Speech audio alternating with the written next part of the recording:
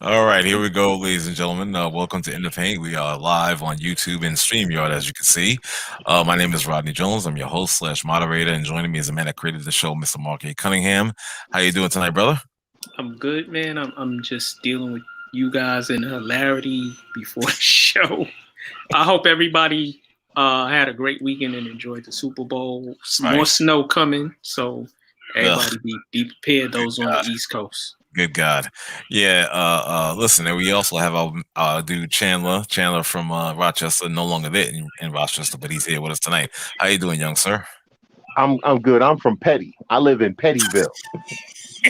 Exactly. And if you heard, well, you wouldn't be able to hear it, but I tell you, before this show started officially, yeah, you're gonna see why he's petty. You know, from petty. You understand? It's damn near disgusting. Uh, I hope you guys didn't forget your chips, as Marshawn says, for the game. Hope you had a good weekend and enjoyed it. There was a lot of hate. A lot of hate. A lot of hate. Oh, look, our other brothers are joining us as well. But there was And a he's lot of hate. chewing too. Indeed, indeed. Let me bring this brother in as well. Let's get him live with us. Welcome, young man from NC, Dom. How you doing tonight? Good evening, gentlemen. All right, what's What's happening? up, brother? What's up, kid? All right, let me tell you. You know what? I gotta consider myself a troll as well. You know, guys, I have You're to a super troll. I I've have seen you in action. yeah, for sure. I have to consider myself a super troll because while everybody was hating on TB12, aka Tom Brady, not me. Not me. I recognize the accomplishments that this guy has done. Uh, I was shocked that they did win because I was actually wanting Tampa Bay to win, but I figured the talent of KC would just take over, and we've seen this team score in flurries. You understand quickly, and I figured, well, here we go again. They're gonna win. I might as well get used to it, you know. And to my surprise, I loved every second of that freaking game. I just after a while, you knew that Tampa was going to win, and I'm not even talking the third, fourth quarter. It was the way that the game was being played. You know what I'm saying, on a physical aspect as well. You understand? You seen the offense for Kansas City wasn't clicking like it normally does. I seen a lot of drop passes. Okay, let me just throw this elephant in there as well. Here's the thing. Oh, the refs. Oh, the refs. Oh, listen. Stop it. I don't want to hear that nonsense. I don't want to hear it at all.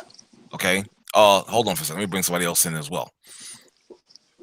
Okay. Reggie, your mic is live as well. Thanks for joining us tonight. I don't want to hear anything about any referees and how, oh my God, they cheated. Okay, so the refs made these receivers drop the ball. Huh? Yeah, you can decide all you want, all that stuff. And I could throw other stuff in there as well. So I'm not trying to hear that. I am not trying to hear that. So with that, let me just pause myself out and let you guys get into it.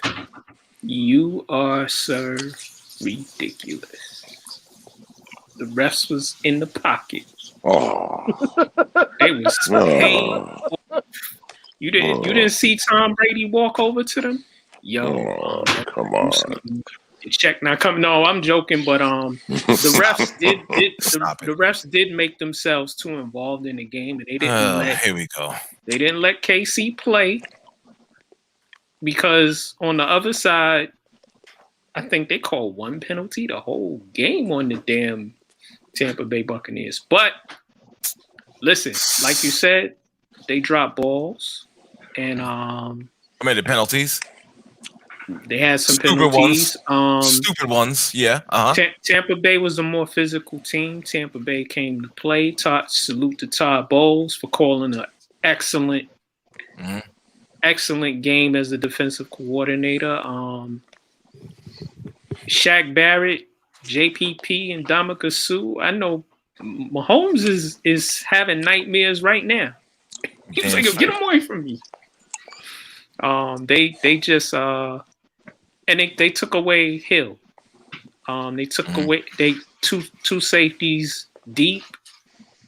Zone coverage everywhere else, and they took everything away that KC does. Well, you know what? Listen, the calls were the calls. Were they bad calls? Couple of them, yeah. Is that why they lost? No. Is it a story in that there were bad calls made? Sure. Is that why they lost? No. There were 32 carries by Tampa Bay. One of the things we talked about was it Sunday? Was it Sunday? Well, I don't know what today is, but it was whatever Sunday. day that was. No, Okay. it was Sunday. It was Sunday. Okay. Y'all know, y'all, listen, I don't know what day is half the damn time. He's so But mad. He's so in his feelings. I He am. forgot what I day still it am. is. Yeah. Yeah. I'm flashing this time. It is Monday, Okay. February the 8th, All right. Thank you, sir. 9:05 p.m. Thank you. I think I'm in New York. But you know, Tampa Bay had 32 carries. One of the things we talked about Sunday was would Bruce Arians pull an Andy Reid and try to get cute and not do what really was going to win him the game, which was running the ball, which would lead to play action passing. However you going to run the ball, there's a lot of ways to run the ball besides just handing it off. And they did that. They ran the ball down their throats. Yep. Andy Reid became the Andy Reid we all know and love from previous years, except for last year, where he kind of got fixated on one thing and stuck with it, and he died on that hill. Right. Okay, he died on trying to get Hill the ball, and if you can't utilize him as a decoy, at least they didn't. I didn't mean to cut you off, Chandler. They didn't really attempt to throw the ball down the field. And now I know they couldn't do that, but at least let him run patterns where he clears it out. Right. And then they get everything underneath, which is what they did all season. Or run the ball or do something different. So Andy Reid turned back into the Andy Reid we know from Philadelphia. Listen, I hate Todd Bowles. Todd Bowles is a Jet coach. I hate him. I will never give him credit. What I will say is the Tampa Bay defense did an outstanding job. I ain't give Todd Bowles credit for nothing. I'm that petty. But the Tampa Bay defense was outstanding. You just gave him credit with it. No, I didn't. I said the defense. He did a great job. He didn't play. All right. The players executed a great game plan that they got from somewhere. Maybe they found it. Maybe they made it up themselves. Okay. I don't know. It's Todd Bowles. Whatever. Man. I don't know that dude's name. Bod Tolles. Okay. Bod Tolles called a good game. All right. Oh my God. My God. And listen, it is what it is, man. Byron Leftwich did what he'd been doing all season, even though the only person that gave him credit was Bruce Arians. So at the end of the day, what happened was Kansas City got whooped. Bottom damn line. Sometimes you lose, sometimes you get beat. Kansas City got beat. Yep. Yeah. And listen, there's no excuses. My brother Reggie said, not with that beat up offensive line. Yes, their offensive line. Not the same offensive line they started the season because they lost a guy. They lost one of their best offensive linemen from at the AFC Championship game. Somebody was lost in the season, and the rest of those guys were also battered, and they didn't have their best offensive line. But that's no excuse because you made it to the Super Bowl with that bad offensive line. There you go. Thank you. Here's my take, guys, and forgive me for trying to be a football guy. But the same way my brother Chandler don't want to give our former coach some credit, you got to throw dirt on both Andy Reid and Bieniemy. Because you know what? They went for the okie doke. They went for the rope-a-dope that Ollie did. They got comfortable in that win that they beat them in Game 12. They never adjusted, but Tampa Bay did. Tampa Bay took that game as a training lesson, and when they came to play, and I always say this, guys, me and my son, we're far from football guys. We watched the game. My son told me in the beginning of the game, in the first quarter, if Kansas City kicks a field goal when they was going down the field, yes, sir. My son said, Tampa Bay is going to blow them out. I was like, how you figure that, man? We ain't put like 7-8 minutes. He said, believe me, if they don't score a touchdown, Tampa's going to blow them out. Because if Tampa gets a lead, and we're two non-football guys, he said if Tampa gets the lead, they're going to go run, pass, eat some clock, let Brady do what he do. And guess what? We were watching the game, and he left in like the third quarter. He just said, "I told you it was a blowout." Right. And you know what, that's Dom? what happened. The better team won.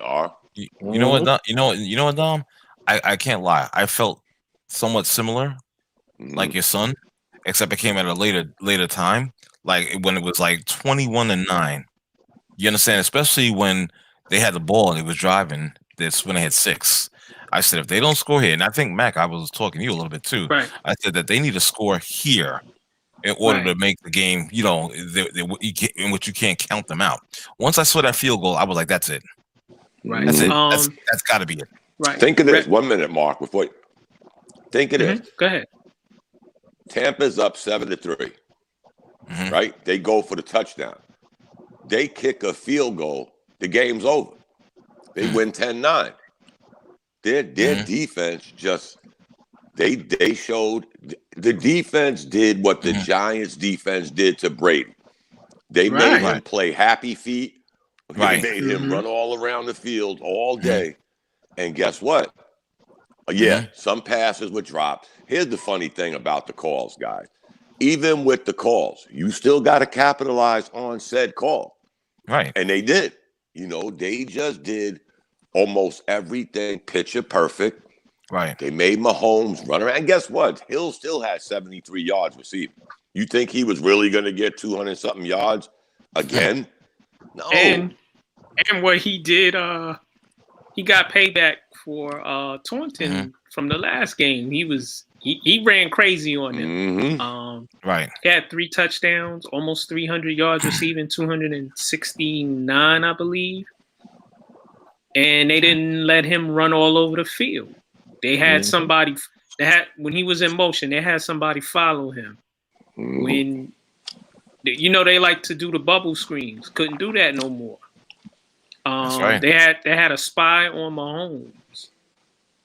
And it just happened. Like Reggie said, do y'all think Reid's incident attributes to some of the way they played? Karma? Absolutely. I believe in karma. And they still haven't released a statement or even said even sorry to the damn family. So you know what? I believe in karma. I absolutely do believe in karma. Andy Reid issued a statement, but what they should do, they all should donate money to that family. And they might. We're speculating. We're thinking what wasn't said, what should have been said, what should be donated. You know what I think? They just got straight up whooped, guys. Come on. You know what? Yeah. The Super Bowl was making a comeback, guys. We had pretty good Super Bowls for the last few years. Remember when the Super Bowls were always a blowout? Right. And we're saying, damn, we waited 2 weeks for this. They've gotten better. Last night just didn't happen to be one of them games. It was just a blowout from the door. But you know what? And you consider me crazy. Another reason why I think they got their asses handed to them, I think they actually was believing their own hype a little too much. Yeah, they were definitely feeling themselves. You understand? And I think maybe they took Tampa Bay a little lightly, more than they should have, and it came back and bit them in the ass. That's what I really feel. It's possible. It's definitely possible. I mean, you know what? At the end of the day, I think we've all said it in different ways, but at the end of the day, the team that was supposed to win won. And they beat that team. You know what? Kansas City didn't lose. They got beat. Yeah, exactly. Yeah, there's a difference, right? My friend Stephanie is on. She's on my Facebook feed. She says Brady is the GOAT. Period. There you go. She said Patrick Mahomes was nervous because he idolizes Brady. Think of this, guys. Mahomes' only 2 losses in his playoff career have been to Brady. Brady got 7 rings, and look at the quarterbacks he lost to. Wow. Yep. Eli Manning with some luck of the draw, Gazoo helmet, and Foles. I mean, you think about that, guys. He might have 8 rings, and we're sitting here still debating this nonsense. I don't think. And guys, I'm a Jet fan. I don't give nobody credit. It was kind of fun to watch him play, knowing he wasn't in the AFC East no more. You know, I'm a Jets fan, so you got to take your hat off, man. Stop. No, I don't. No, I don't. He gets no credit. He gets no credit with nothing. Here comes the hate. Right. Yeah, hold on, Stephanie said the Bucs defense was at the strip club Saturday night. There you go. And they ate a lot of wings. And they still came to play. Listen. Mahomes, he tried to make plays, and the magic wasn't there for him. Usually he makes those plays where he's throwing sidearm and he's falling down. That's right. And how do guys, that one play, it went through the guy's hands. I'm like, yo, you supposed to catch that. For sure. There's no question about that. For sure. But see, you everybody wants to give quarterbacks credit with, oh, what a great throw. Well, somebody got to catch the ball. Yep. All right. Somebody got to catch the ball. So it's not just, oh, what a great throw. It's, hey, what a great catch. You know what I'm saying? Because somebody had to catch it. It's, you know, I can go out there and throw all crazy, but if nobody don't catch it, all people gonna say is, dude, stop throwing all crazy. You know what I'm saying? Ain't nobody catching the damn ball. What's wrong with you? The one where the guy was falling back and it hit him in the face mask. He should have had that. I don't see but you look at some of them. Yeah, look at some of them guys, especially the one in the hill. There was 2 guys on him. That's like 4 hands in your face. Right. But he makes those catches. It went through normally, but you know what? Normally a lot of guys don't, or the ball gets tipped, whatever. But there's 4 hands in front of you, and then by the time the hands drop, bam, the ball hits you in your face. You know, you're talking about split-second timing, guys, that we take for granted because we see some of the catches and throws these guys make, but they're still human. And you got 4 hands in your face, and all of a sudden that ball misses all 4 hands. Right. And the next thing you know, it's hitting you in your face. But it wasn't just that though, Dom. There was some passes dropped that should have been caught. Yeah, of course. Kind of like Ronan said, nobody stepped up. And some of that's the play calling is you kept trying to get. It's kind of like when you keep feeding the same dude in basketball, and he just ain't got it going that night. Yeah, you gotta go somewhere else. Jacking up shot, like, dude, pass to somebody else. You know what I'm saying? Try to get somebody else going, or stop jacking up threes. Go shoot a damn layup. There were other plays to call, but they chose not to. Like I said, did Damian Williams even see the field? I mean, he did. He got the play. They didn't use what's his name from they used to play for the Jets from the Steelers. Bell. They didn't use Le'Veon Bell at all. Yeah. And I mean, other people had to step up. So, you know, when your top guys are taken out, you're supposed to have a game plan and say, okay, we can't go to this guy, we can't go to this guy. All season long, and it's kind of what Dom said, all season long, they've been doing certain things, and when one guy wasn't going, they went to another guy. When he wasn't, they went to another guy. In this game, again, Andy Reid turned back into the Andy Reid from Philadelphia. That was an Andy Reid in Philadelphia game plan. He looked like he didn't want to pull the trigger on the magic plays that they have. I'm like, yo, because Ronan texted me. Ronan was like, yo, they need to take a shot down the field. And I'm watching. I'm like, okay, why they couldn't though? Well, you got to at least make an attempt. Yeah. At least Hill is one of the fastest guys in the league. You got to take one shot, and they didn't do that. And I loved it. Here's the great thing, though, guys. Kansas City played their game. They played their game. They went out the way they came in. Tampa played their game. They went out the way they came in. And again, guys, KC didn't play their game. They tried. They tried. They didn't. Have him run around. They didn't play their game. Ball downfield. They played a better defense. Right, and again, their game was taken away from them. And go back to week 12. Go back to week 12. I'm thinking me and R might be right here. Kansas City was feeling themselves. Yeah, we ran all over them. Hill had 200-something yards in the first half. Exactly. We're feeling ourselves. We can do this again. We've been doing it all year. There you go. Not just against Tampa Bay. We've been doing this all year. We're gonna keep doing what we're doing, and they did. And guess what? They got spanked. Nah, they got whooped. They didn't like R said in the first half. They didn't Andy Reid didn't play his game. He got dictated to because his game got taken away from him. He couldn't do anything he wanted to do. And so he coached very scared and vanilla-like, which for me, you got to go out guns blazing. Like you got to play like as if you were winning. And they didn't play like that. The fire wasn't there. It just the Bucks were there, and they got out and Tampa Bay's front.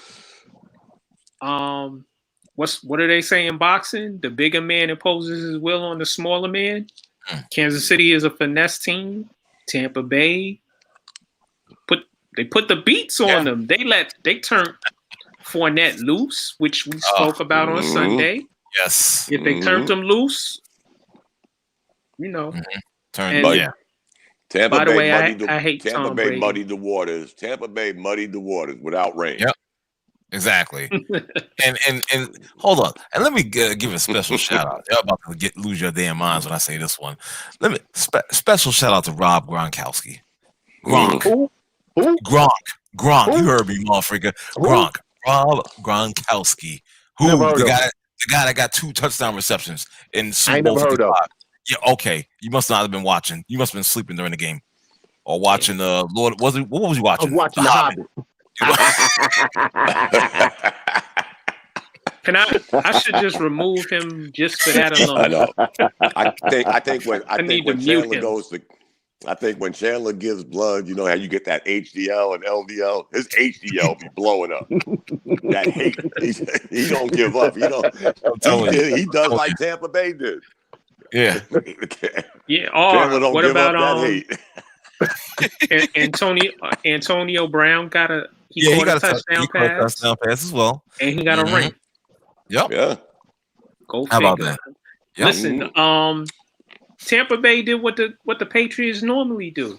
They took a bunch of outcasts. AB is an outcast. Fournette is an outcast. For different reasons, both of them are both outcasts. Gronkowski retired, and they brought him, and they did what they needed to do. And the defense, for me, the defense should have won MVP. Yep. You know one thing that got pointed Brady out. I can see average that. game. Go ahead, Chandler. It was something that got pointed out, which, if you think about it, remember back when the Eagles had the supposed all-star team nonsense and they were trash? But if you think about what Tampa Bay did, all of the people who really made an impact are guys that weren't on that team the previous season, right? Who only came there because of Avocado Boy. You know what I'm saying? Leonard Fournette. Such hate. That clown Brown.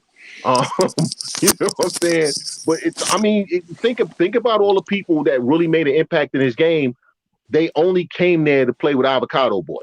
So you can add people like that and win if you know what you're doing as a team and if you actually utilize them properly.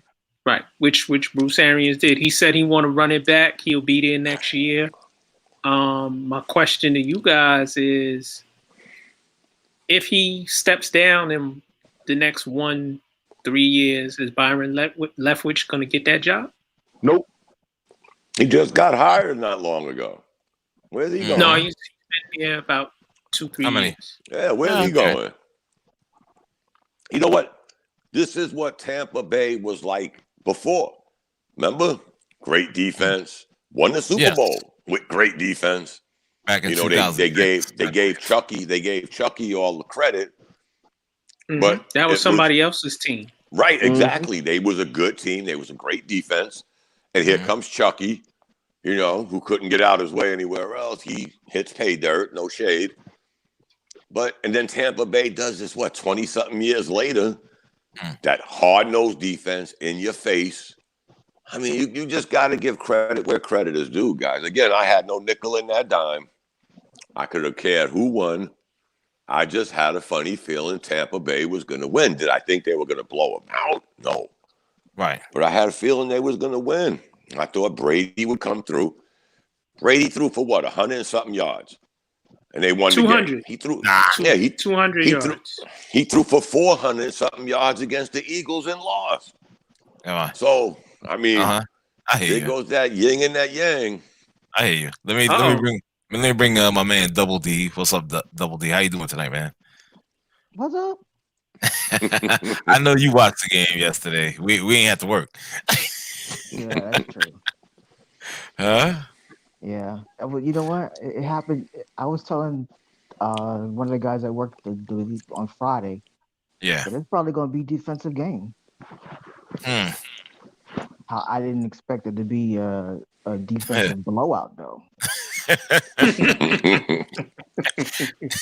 Exactly, dude. It was. Listen, I'm not gonna lie. I was in here screaming. I was like repeatedly screaming, Gronk. I was like, yeah, baby. You were screaming for Gronk? I was screaming for Gronk. I show no shame because let me tell you something. Did he play on a winning team? Yes, he did. Yeah. Did he get 2 scores? Yes, he did. So there's no shame in that, brother. You got a bandwagon jumping behind. Whatever. You are the supreme hater of hate. I can say this. I can say this about R. Since I met y'all, there's one team, city, state, whatever you want to call it.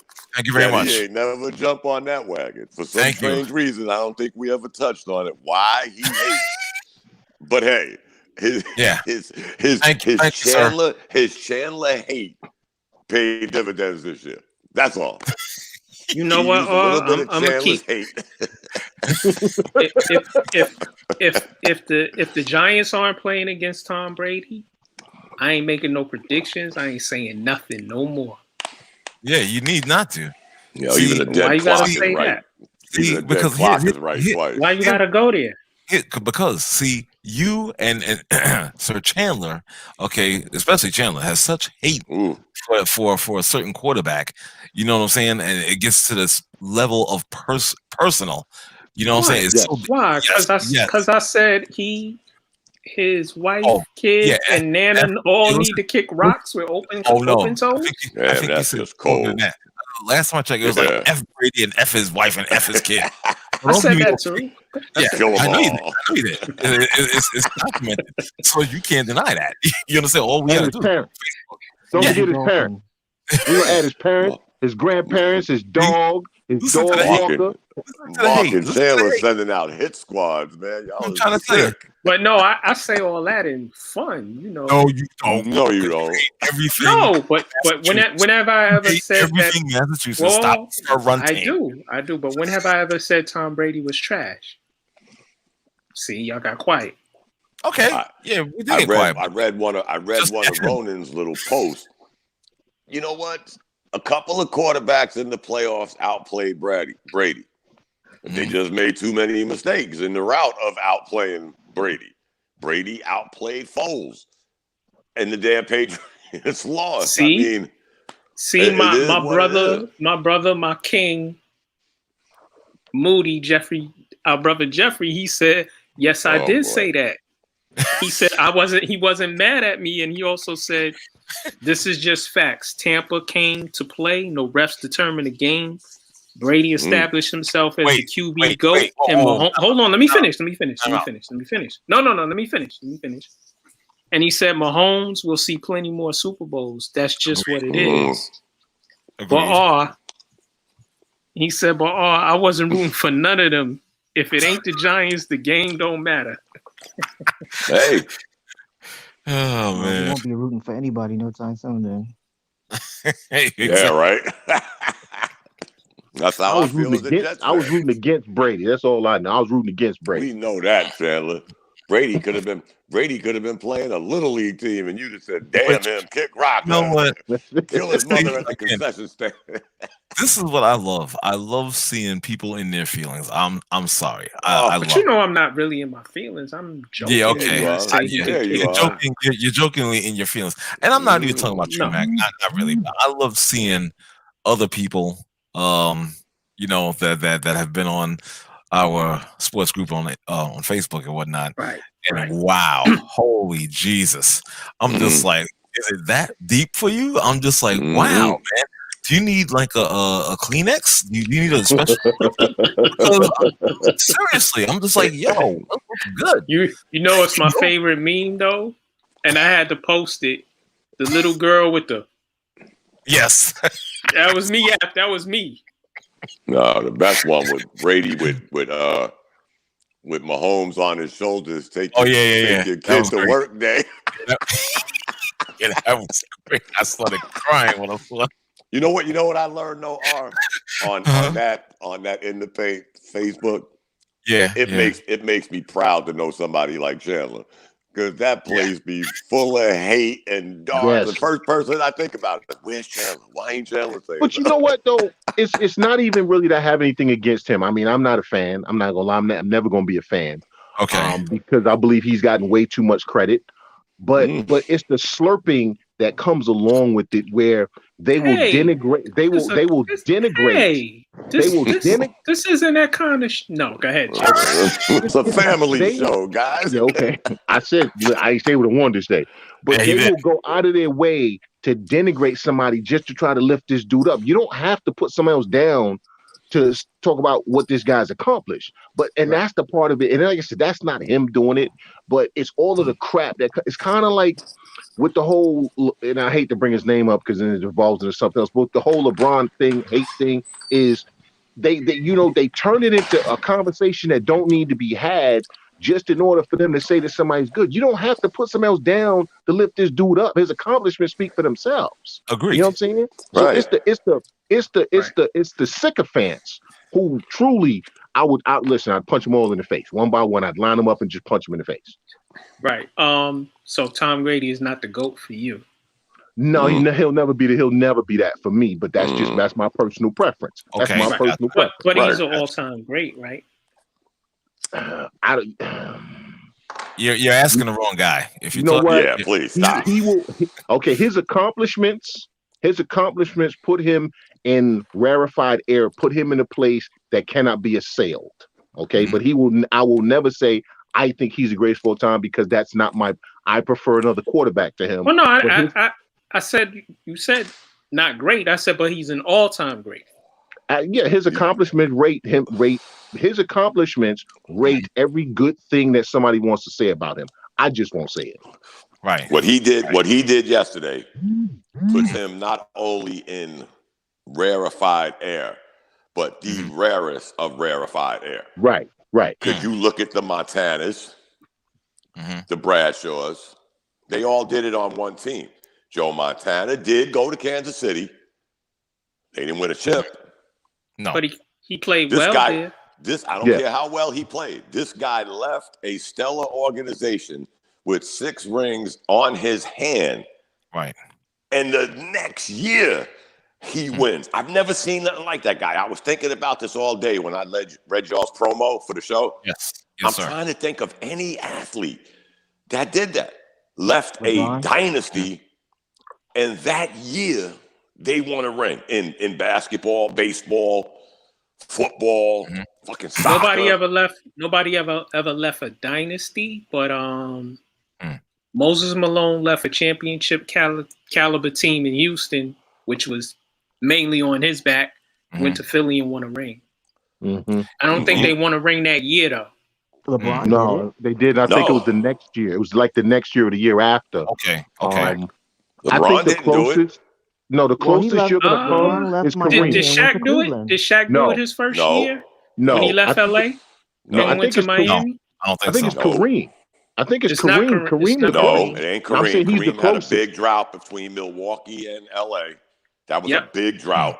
Was We're it? talking 70 something it was. to 80. Okay. It was like 5-6 years. Okay. Yeah, I thought about this all day, guys, and I couldn't come up with somebody.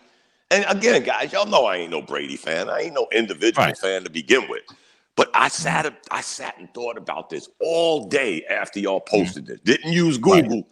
I'm just thinking of some of the greats. Kareem, Bird, Magic, Montana, Bradshaw, Yogi Berra, who gets overlooked when we go to that greatest ring guy. My brother Sharif says Deion Sanders did it. Yes. Yeah, he went from Dallas, the Niners to Dallas, or Dallas to the Niners. One of them. Right. But did he win a ring that year? Yes. Okay. All right. Well, we got one. Well, we got one. But he wasn't no quarterback. Would that be considered the same thing since we're talking about quarterbacks? Right. I mean, I understand Dion was a game changer. Don't get me wrong. Dion was a game changer. Sure. But he didn't have the game in his hand. You know what? Right. Let me interject for a second. This is like I'm a playoff Dom on what he just said. As far as like, you know, leaving a stellar franchise in New England and coming to Tampa Bay, you know what I'm saying, and winning a championship. I gotta tell you, I'm gonna slap myself in the face. Okay, I'm gonna insult myself right now because when Brady made this move and we was talking about this on In the Paint, and I know what's his name, Coach, who's not with us tonight, he had asked me if this ruins his legacy. You know, and I did say, yeah, it does. I didn't see any good of this. Now, initially, I really did. I can admit that. If he faltered, yes. But it doesn't ruin, for me, it doesn't ruin his legacy because right. He already has 6 rings. Exactly. Right. But again, take what Ron is saying and let Ron finish, because Ron was skeptical. Right? Exactly. I'm assuming very skeptical. Very skeptical. And then he does this. Right. Come on, guys. Look at the quarterback he beat to get to the championship. Right. Breeze, Rodgers. Yeah. They did what the Giants did when they beat them in one of their runs. They went on the road and beat every team. And and he beat some good quarterbacks. Yes, he did. Yes, he did. I'm not gonna front. So that legacy. I think it just added it added another. What's that thing that guy wears in Endgame? That stone. You know what? Later for you, man. It just gave him the infinite stone, man. You know what? But I don't see how, if he doesn't win in Tampa, it affects anything, because at the end of the day, then it's just another great quarterback who didn't stay with the team he was originally with, went somewhere else and did good but not great. So I don't think, personally, six Super Bowl wins is 6 Super Bowl wins. So if you go somewhere else and you don't win, I still got 6. Right. How many do you have? Right. Just like Joe Montana leaving the 49ers because he didn't want to retire. And the same thing in Brady's case. He didn't want to retire. And it just happened. Joe didn't win a Super Bowl. He played well. He made KC better. But they went to the playoffs. But think of everything we're saying, from R to hater, trying to throw some goodness in the program, to Mac. We're all saying, except me, I ain't saying if, because I hate that word. We're saying if he went to Tampa and didn't do this, if he went to Tampa and faltered, but he didn't. He did all the opposites of the if. He actually won this shit, man. Right. It doesn't stain his legacy at all. It gave him the Infinity Stone, man. He's all of the Avengers. Yep. Listen, as a kid, growing up, hearing the stories from my grandfather on Willie Mays, and then watching him limp to the plate as a New York Met. Right. It doesn't. His career isn't stained at all. You know. Well, but it did leave a bad taste in the mouths of those of us who saw him when he was good, and then to see him at the end, it was sad. You know what I'm saying? It was sad, and it kind of like I can't ever forget seeing him stumbling around out there. I can't ever forget that. So, you know, to see a guy go and not limp to the finish, like Montana was beat to hell by the time he got to KC. He had that one good season, and it was a wrap. Brett Favre should have retired 2 years before he should have. You know, you can go down a list. I mean, remember Franco Harris as a Ram? That was sad. You know Joe Namath. Joe Namath as a Ram. Nobody. O.J. Simpson as a 49er. Nobody's done this. They all, except for Elway. I'll give Elway credit. He spun across the goal line. He won a chip, and he said, "I'm going home." So we never saw what he would have did. He needs to praise Terrell Davis, because I don't care who you praise. He had enough. What I'm getting at, Mark, is he had enough sense to do that 360 after getting hit. Get a touchdown. They don't get Terrell Davis, he doesn't go. They don't win those 2 Super Bowls. But the point is, Mark, they did, and he walked away. We didn't have to say what we're saying about Montana, Willie Mays, O.J. Simpson, Joe Namath, that they didn't limp to the finish line. They was basically carried across the finish line. We didn't see that with Elway. Yeah, even Manning. Yep. That last Super Bowl had nothing to do with him. He basically was a passenger. All right. Exactly. Yeah. Hold on for a second, fellas. Let's bring in the Sugar Bear from Owensboro, Kentucky. Sugar Bear sound like he in a windmill. You driving, sir? No, I'm not driving. My heater's on. I apologize. Can y'all hear that? Yeah, we can hear the heater. Yeah, you in Kentucky. You don't get cold in Kentucky. We got an Arctic something come down from wherever. Hang on a second. Yep. Yeah. How's that? It's a little bit better, I think. A little better, right? Yeah, I don't hear it. A little better. Yeah. Okay. What's up, I just shut it off and I'll turn it on. Turn it on later. It should be okay by right now. So are we talking about Tom Brady being the GOAT? Is he the GOAT? Question. Is he your GOAT? I mean, can you really argue with 7 Super Bowl rings? Thank you. I can, but you know me. Yeah, of course, Chandler. But again, on this point, sir, we can agree to disagree. There you go. There you go. Mm-hmm. There you go. You know what, guys? Again, I read y'all stuff before y'all ever have the show. I told y'all that when I first met y'all. Right. And I went down the list. You know, Bill Russell. Okay, Bill Russell won 11 rings. There was probably 12 teams in the NBA. The Celtics were stacked.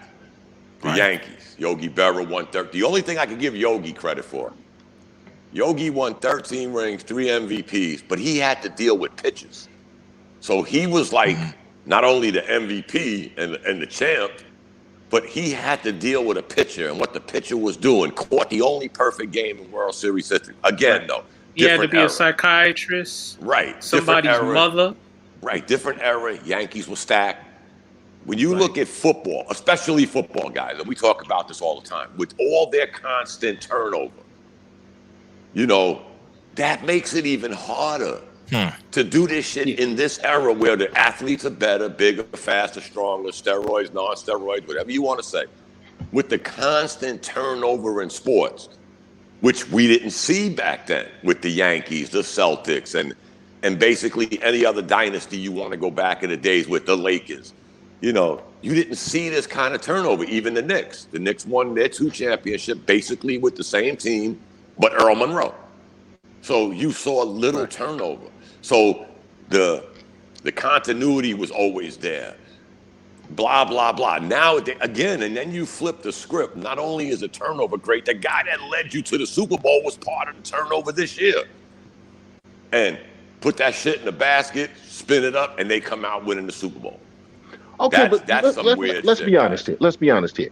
If Jameis Winston throws 15 to 20 interceptions, that's a playoff team last year. And that's a playoff team that can make a deep run last year. That's a playoff team that makes a deep run. So it's not like he went to some bum team. Okay. Yeah, they were 7-9, and their defense is the same defense they had last year. Right, and that's what their quarterback throwing 30 interceptions. By the way, okay, they were 7-9. So if you cut that, if you just take 10 of those away, they probably go 10-6. You understand what I'm saying? So it's not like he went to some team where he had to lift that team up on his shoulders and carry them. Okay, so this is the part. This is the part where it begins to bother me, is because we try to act great like receivers. He went to some team where he had to listen. He played on far worse teams in New England, but because of the system and the structure, they won a lot. The defense won him a lot. Won him at least 3 of those Super Bowls. The defense was responsible for. Okay, like last night, the defense was responsible for that Super Bowl. So again, can we stop giving him all the credit? Then to your point, Chandler, Mr. Hater, then we gotta stop calling Reggie Mr. October. The Yankees went to the World Series the year before Reggie got there, had a very good team, got swept by Cincinnati. If y'all remember, they got swept in '76. Yep. Reggie comes to the team in '77. He hit probably 240, but he showed up in the World Series.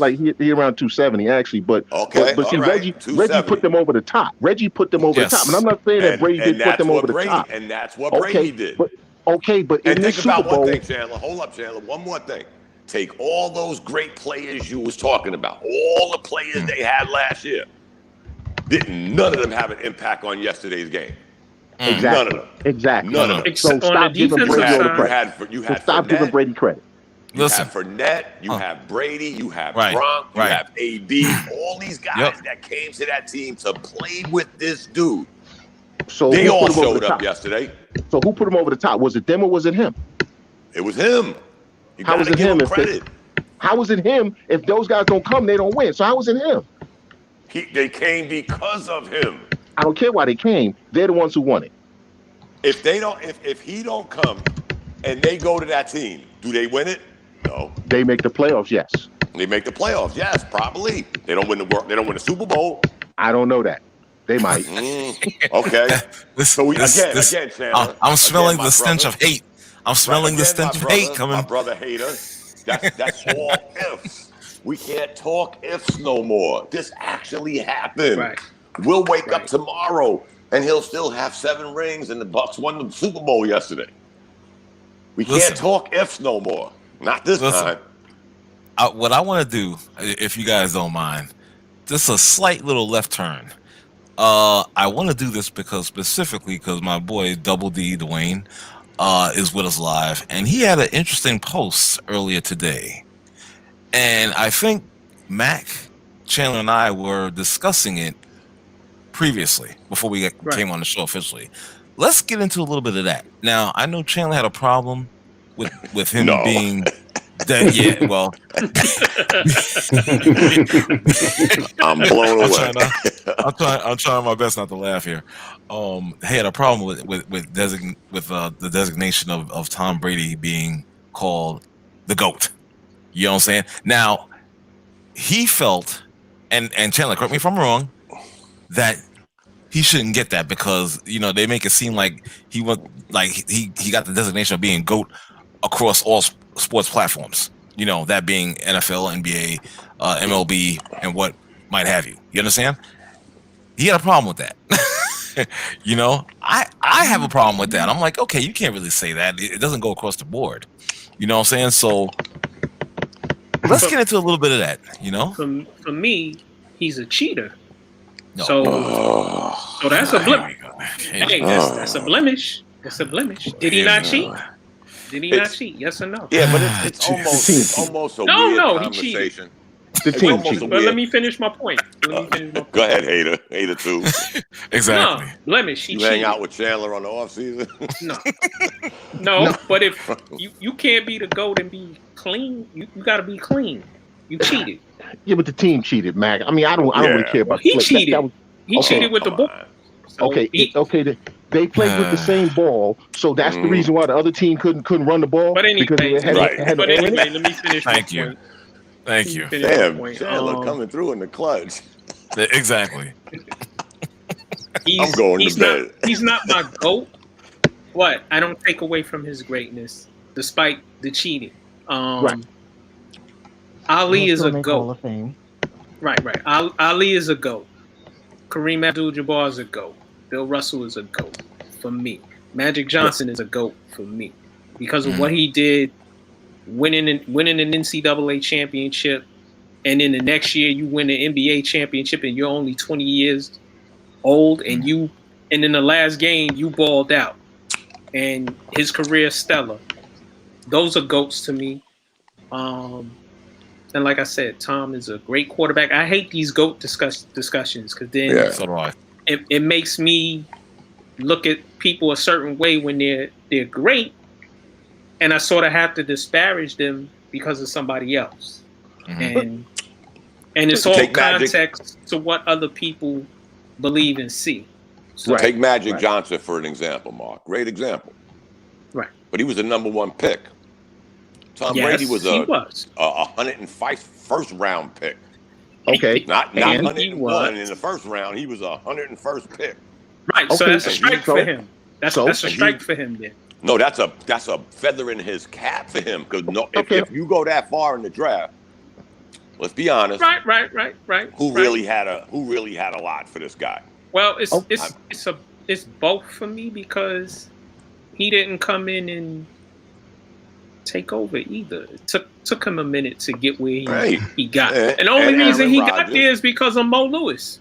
Yeah, and that's the thing with that whole where he was drafted nonsense. That's the only thing he's ever had to overcome in his life was where he got drafted. Listen, you could talk about how many teams in the league all you want. Bill Russell played in the time and in a city that hated him for existing.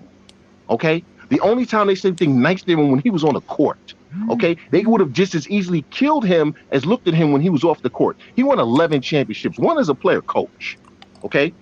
One as a player coach. Again, in a city and in a time when just existing was an issue. Okay? Especially in that city. So, everything has to go. When you talk about across sports, everything has to go in the pot. Miss me with Tom Brady and where he was drafted. Okay? Oh, he was drafted 100, blah, blah, blah, blah, blah. That's the worst thing you had to overcome? Is that? That's it? I got Serena Williams winning a Grand Slam while she's pregnant. 23 championships, by the way. Bill Russell, 11, by the way. Because, see, if we want to start ring counting, which is really what this is about, okay? It's not about anything other than the fact, well, he got 7 rings. 11's bigger than 7. 23's bigger than that. So miss me if all you doing is ring counting. Okay, miss me with that. Okay, everything has to go into. You talking about look at the impact that these people had in the world. We talking Ali, Kareem, Serena, Bill. Look at the impact they had in the world. Okay, what has Tom Brady ever impacted besides football? Nothing. But we're mixing apples and oranges, and I understand. No, I'm saying for me. No. Yeah, we are. I'm not, because I understand. Everybody understands what you're talking about socially, racially. We understand that. But when you keep it in a sports perspective, then 11's bigger than 7. But I said this 15 minutes ago. You got the errors. You got the not changing teams. There was plenty of times, guys, and it's no shade, that Bill Russell wasn't the best player on the Celtics. Yogi Berra wasn't the best player 11. on the Yankees. He still got 11. I understand the number count, and that's where everybody gets it twisted, Chandler. If you're only counting rings, then the argument is mute. Serious. And I tried to say that earlier. Not only the errors, the sport, and like tennis, they play more championship matches in one year than they do Super Bowls. So the argument gets kind of watered down when you actually start dissecting it and saying, okay, Serena's probably got 4 chances to win 1. So if she wins 2, she doubles up for that year. Where in football, you have 1 chance to win 1 game, even baseball, basketball, you have 7 chances to win 1 series. Which is why it doesn't make sense to try to proclaim him the greatest of all of the sports. It doesn't make any sense because you can't say it. And again, the only reason people are saying it is because of 7. So if you're going to say it because of 7, then you know what? I'm gonna fight you on that all day long. Now, if you want to say it just about football, okay, you can say that about football. But when you start bringing other sports into it, okay, and forgetting all these other people who are true champions, okay, no, I'm not trying to hear that nonsense. Who's the greats in hockey besides Gretzky and a few of the older guys from the 70s? Yeah, it'd be Gretzky, Messier, Maurice Richard. You talking about Tim Dryden? Howe? Gordie Howe actually didn't win a lot of championships, believe it or not. He's one of the greatest hockey players, but he didn't win a lot of championships because of the teams he played on. Okay. So, again, when you start talking championships, you're talking Gretzky, Messier, and basically anybody who played for the Montreal Canadiens up until the 70s. Because they ruled the Canadiens. I don't even watch hockey like that. And I know the Montreal Canadiens was that team. Right. Yeah. So that's really, it's a short list. They're the Yankees of hockey. Yeah, it's a short list. Right. But that's what makes the argument so mute, guys. When you add all the different sports, it's almost impossible, except for boxing. Boxing, it's 1 fight, 1 winner. Super Bowl is 1 fight, 1 winner. Every other thing we're talking about, there's multiple layers, and in some sports, multiple opportunities. Golf's another one. Oh my God! Really? Look at this guy. That's our brother. Oh my goodness gracious! He ain't late. He was listening to Chandler. You should have saw him in we got a text group and he was wilding out. I thought he was gonna reach into the phone and slap R. Why me, man? God. You saw how they were going in that. I wish I did see it. I did, but but it's all love. I like to stir the pot. I like to stir the pot. You stirred it. I have a question. If it's just mainly talking about rings and how many championships you won, wouldn't you consider Robert Horry one of the greatest? Because he's got what? 6? Thank you for bringing that up. Thank you. And I love Robert Horry. No. I realize that he's not but if everybody's judging this on that, right, he's got 6. Wouldn't he be considered a GOAT?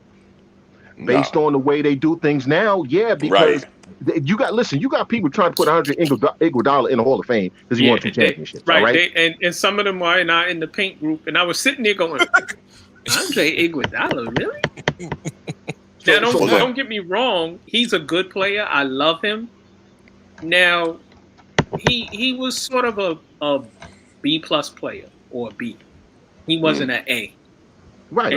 And that's not to disparage him because I would take him on my team, and he's a player you need, just like Robert Horry was. I think Robert Horry decided at one point, I could score if I want to. I could grab rebounds if I want to, but I particularly care to play this role on the team, which is we need a big bucket. I'm Big Shot Rob, and he decided to be a role player. I think his talent, he could have been better than a role player if he wanted to. The NBA and Hall of Fame shouldn't go in the same sentence. Yeah, well, but because context they'll sit here and tell you. I'm sorry, Jim. They'll sit here and tell you, Chandler, that it's the Basketball Hall of Fame, right? And don't they always say that? It's the Basketball Hall of Fame. Yeah, right. But how did Tracy McGrady get the alibi if it's a Basketball Hall of Fame? He never played college ball. He never contributed nothing to the NCAA, but he's in the Basketball Hall of Fame. I hate when somebody brings up the NBA or the Basketball Hall of Fame, whatever one you want to call it, because that has gotten so watered down. Well, the NBA doesn't have a Hall of Fame. That's what I said, Mark. They call it the Basketball Hall of Fame. McGrady never. Check this out. Bernard King was a star in Tennessee. He was a star in every team he played in the NBA. How did he wait so long? And Chris Mullins, Yao Ming, Tracy McGrady, they're all first-time ballot Hall of Fame. Bernard King wasn't. I checked their numbers. Trust me, none of them come close. But they call it, in those situations, they say it's the Basketball Hall of Fame. Well, check Bernard King's stats at Tennessee. Right. That means if he never played in the NBA, he should be in the Hall of Fame. Right. Ronan posed a question: is in their primes, is Brady better than Elway, Marino, Montana, Unitas, and Payton? Yes. Physically, yes. Physically, no. Yes. Physically, he's not. He's not a better thrower to football than Dan Marino. He's not a better thrower to football. He had a better arm than Manning. Did not have a better arm than Elway or Marino. See, are you talking physically, or are you talking about with the scheme they running? Because all of that matters. You know what I'm saying? Are you talking about now? Does Tom Brady have Bill Belichick and the Patriots, or are we putting him on another team? You understand what I'm saying? And does he have Bruce Arians and Leonard Fournette? Right. See, now you're just reaching. No, I'm not. No, I'm not. Because listen, Elway would have been a great quarterback no matter where he went because he could throw the damn ball.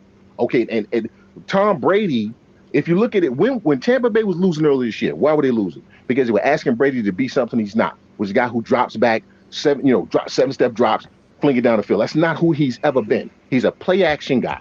Okay, you give him a running game. He's an intermediate passer. He will beat you to death. Occasionally can throw one down the field. Right. Now Elway went from a guy who went to 2 Super Bowls, by the way, just throwing the ball down the field. Now they lost, but he got the 2 Super Bowls. Okay, playing one way, 2 Super Bowls, playing another way. Brady's only won a Super Bowl 1, and again, that's not to denigrate, but if you asking me personally, physically, he doesn't compare to Marino or Elway physically. He don't compare. It's not even comparison. Well, again, if you're just talking arm strength, Marino couldn't move. Unitas couldn't move. These were your basic Tom Brady without the going deep. But then again, Tom Brady never had the Marx brothers either. So you're talking about those three guys right there. Name it. Marshall said Warren Moon is the truth. No Super Bowl ring, but he got 5 CFL Grey Cups in a row and still belongs in the Hall of Fame. Absolutely. He's in the Hall of Fame. Listen, Drew Pearson is the last person on the all-time 70s team to finally get into the Hall of Fame, and he deserved that. I got a question, and me and Chandler were on somebody's Twitter feed, and is Sterling Sharp a Hall of Famer? I think so. If you look at when he played in Green Bay, that's when Green Bay was still a wasteland. The best quarterback he played with was the Magic Man, Dom Miskowski. He was a top 5 receiver every year that he played. He was a top 5 receiver, and his career got cut short because of injuries. Because if you remember, right after he retired was when they gave the reins to Favre. It was right after he retired. Sterling Sharp should go in the Hall of Fame because there's some. Listen, they just put John Lynch in the Hall of Fame, man. I'm not trying to hear nothing about Sterling Sharp shouldn't be in the Hall of Fame. Oh my God. For me, I love Sterling Sharp. Loved him as a player. I just don't think he has the numbers, and he probably won't get in because of that. For me, if I had a vote, I probably would vote him in, but I know how they're gonna do him. Yeah. He's not gonna get in. No, he won't. He won't. I mean, look how long it took to put Drew Pearson in. Right, like Brother Sharif said. I got a name for y'all. One of my favorite receivers, Cliff Branch. Ooh. Wow. Why he ain't in the Hall of Fame? Why? He was a solid citizen, good guy. He just played for that silver and black Renegade Raiders. Well, I mean, they waited to put the Stabler in until he died. That, you know what I'm saying? That's how much hate they had for that team. So, you know. And Branch, I mean, you got to look at it. I mean, he was the deep threat, and without him, I don't think the Raiders would have been as good without his speed throwing the deep ball, because he pretty much lived in that offense because that's what they wanted to do. Yep. Without Cliff Branch, there's no Fred Biletnikoff. There you go. Right. Is Fred in? Yeah. There you go. Oh yeah, Fred's in. I think Cliff should be in there too. Yeah. Ain't no ghost to the post without him, man. They both needed to walk in together. Right. Yeah. Much like Lynn Swann and John Stallworth needed to go in together. If I'm not mistaken, the coach that won 2 Super Bowls for them, Flores, just got in. Yep. Right. And he deserved that. Right. He got 2 Super. Again, how do we measure this, guys? Do we measure it simply on rings? We can't measure it on stats and error. We can't measure it on stats and error. It's a combination of everything, Dom. It's a combination of stats. It should be, Mark. It's a combination of rings, but it's also, it should be what you did on the field when you played. Because some guys don't get to win rings. But it's also, to me, the Hall of Fame to me has always been for the Giants. If you made an impact on a game with 40 years from now, no one has ever seen you play, but they know your name. You go in the Hall of Fame for me. Right. Like Billy, like Sanders. Yeah. I mean, listen, kids know the song Willie, Mickey, and the Duke. They have no idea who they're talking about. They might think they're talking about Mickey Mouse when they say Willie, Mickey. All right. We need to start taking kids to the library and making them look up YouTube clips or something. Forget that. Right. Those are the giants of the game. People remember the Raiders. Everybody knows the Raiders because of those players and John Madden and John Matuzak and Biletnikoff and they know those names, having never seen them play. Right. You understand what I'm saying? That's who goes in the Hall of Fame for me. Not somebody. I mean, yes, if you hit certain numbers, it's an automatic. Like baseball, you get 3,000 hits, you go in the Hall of Fame. Whether you were a great player or not, you get 3,000, you go in the Hall of Fame. Right. Basketball is 20,000, 25,000 points. Right. Football is so political. It's if the people in that room liked you, period, end of story. If they liked you, you'll get in. Well, we know why listen, I used to be big saying Pete Rose should get in, but Pete Rose is an asshole. He's always been that way. But no, it's exactly even worse. The stuff he's done. Listen, Pete broke the cardinal rule. He broke the one rule that's on, or the only rule that's on the wall in every major league clubhouse. Don't gamble. Don't gamble. Right. And the reason I got a problem with Pete is you telling me you only bet the Reds to win, which means that you potentially hurt guys' careers because you left pitchers in longer because you wanted to win that game. Miss me with that, man. He broke the one rule you can't break, man. There was one rule. Listen, they weren't regulating anything else. They were steroids. Yeah, we don't care what you do. Want to get high? Go ahead, get high. All right. Want some greenies? Want some amphetamines? We don't care. Beat your wife, whatever. Be a racist? We don't care what you do. Just don't gamble. Wow. But you can't judge that on like somebody, I think it was Mark, just said Pete's an asshole. He's always been an asshole. Barry Bonds that doesn't help. Barry Bonds was always an asshole. But right. You know which is why Barry ain't getting in. His play said his play said otherwise. But that's why Barry's not getting in. We should be measuring them on. But Dom, I mean Pete. He was an always asshole. knew he was an ass. No, he always was an asshole. But the stuff he's done since he retired, you molesting girls, you raping kids. I didn't hear none of that. I can't ride with you, bro. Listen, Lee. Listen, Pete suffered enough already. I mean, God, the guy's gone to. He's got choke slammed by Kane in so many WrestleManias. Give Pete Rose a break. Okay. Yeah, Chandler makes the point about the gambling because I mean it all goes back to the Black Sox scandal. I know that's been a long time ago, but when you gamble, they're not going to let you in, and that's just the point. That's just the truth. And how did that work out for baseball?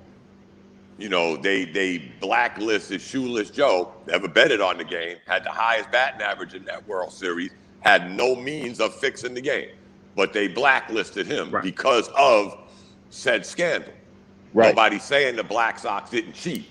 Shoeless Joe wasn't a part of it, but he got penalized for it. Right. People again, Mark brings up a good point. Take kids to the library. Why? They got all these smart devices and they're getting stupid.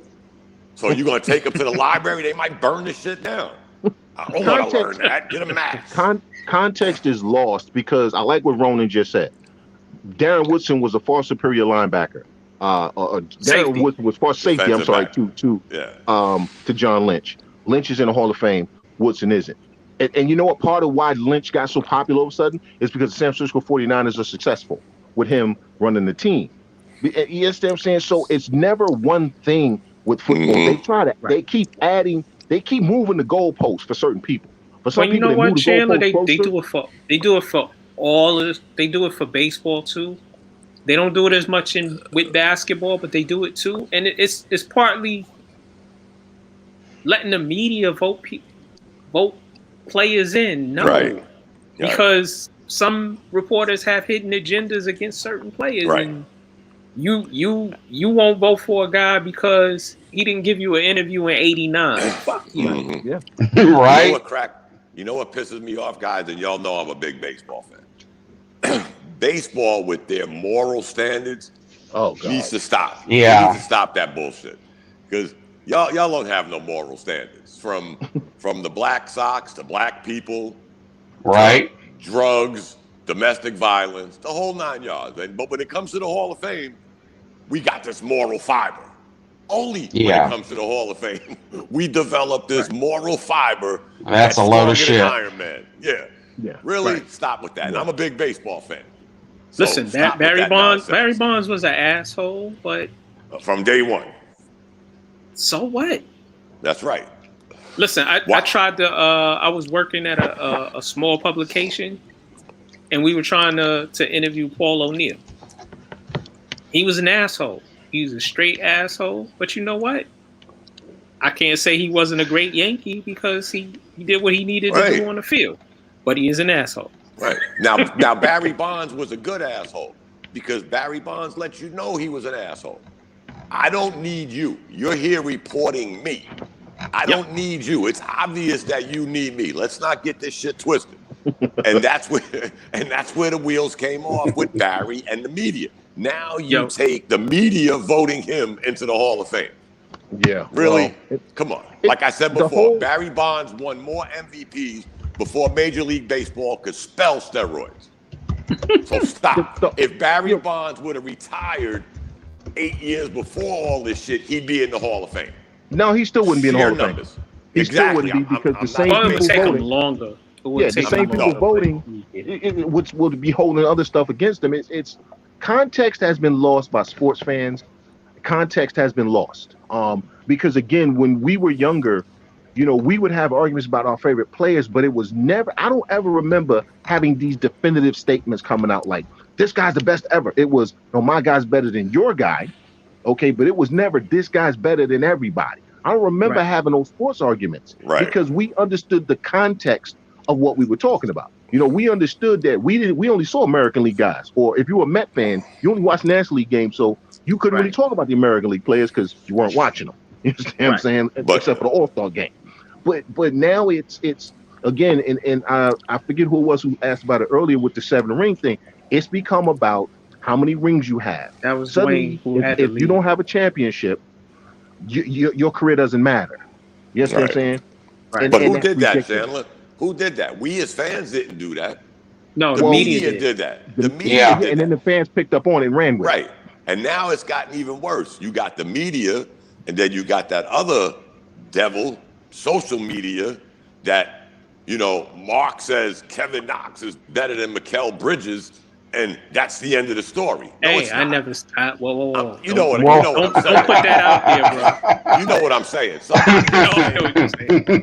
we still got, and not to change the subject, we still got Knicks fans defending Frank Ntilikina because he didn't get traded. They're not looking at it like, who the hell wants this guy? Nobody. He's still on this platform because of social media. Me and R got a guy we follow. Marshall knows who it is. I'm not gonna say his name right now, but he's making all these crazy trades, and I've asked him many times. I'm like, are you looking at the other team and what they need and what they see in this guy? Because Frank has like this much. He has that much trade value right now. His trade value is very small, and it's going to be hard to move him. And if you think people ain't looking at it worse now, Mark, I mean, all of these hypergenetic Knicks fans that had Frank Ntilikina being the next Walt Frazier on defense, you got a defensive coach, and you can't get on the court. And it's a reason why. Help me out here. Help me out. And that's not to say I dislike Frank, because I think he's a cool young gentleman. Yeah, whatever. He just was picked at the wrong spot for the wrong organization. Yep. But again, not to stick to basketball, but okay, take away the spot, take away the organization. You took a chance on a kid you watched a couple of European games and some YouTube videos and said, how many other teams would have did that? Listen, again, let's fast forward a minute though, Mark. Let's just fast forward 1 minute before Chandler gets in with his hate. The Knicks have been trying. The Knicks fans forget that they couldn't unload him for a second-round draft pick last year.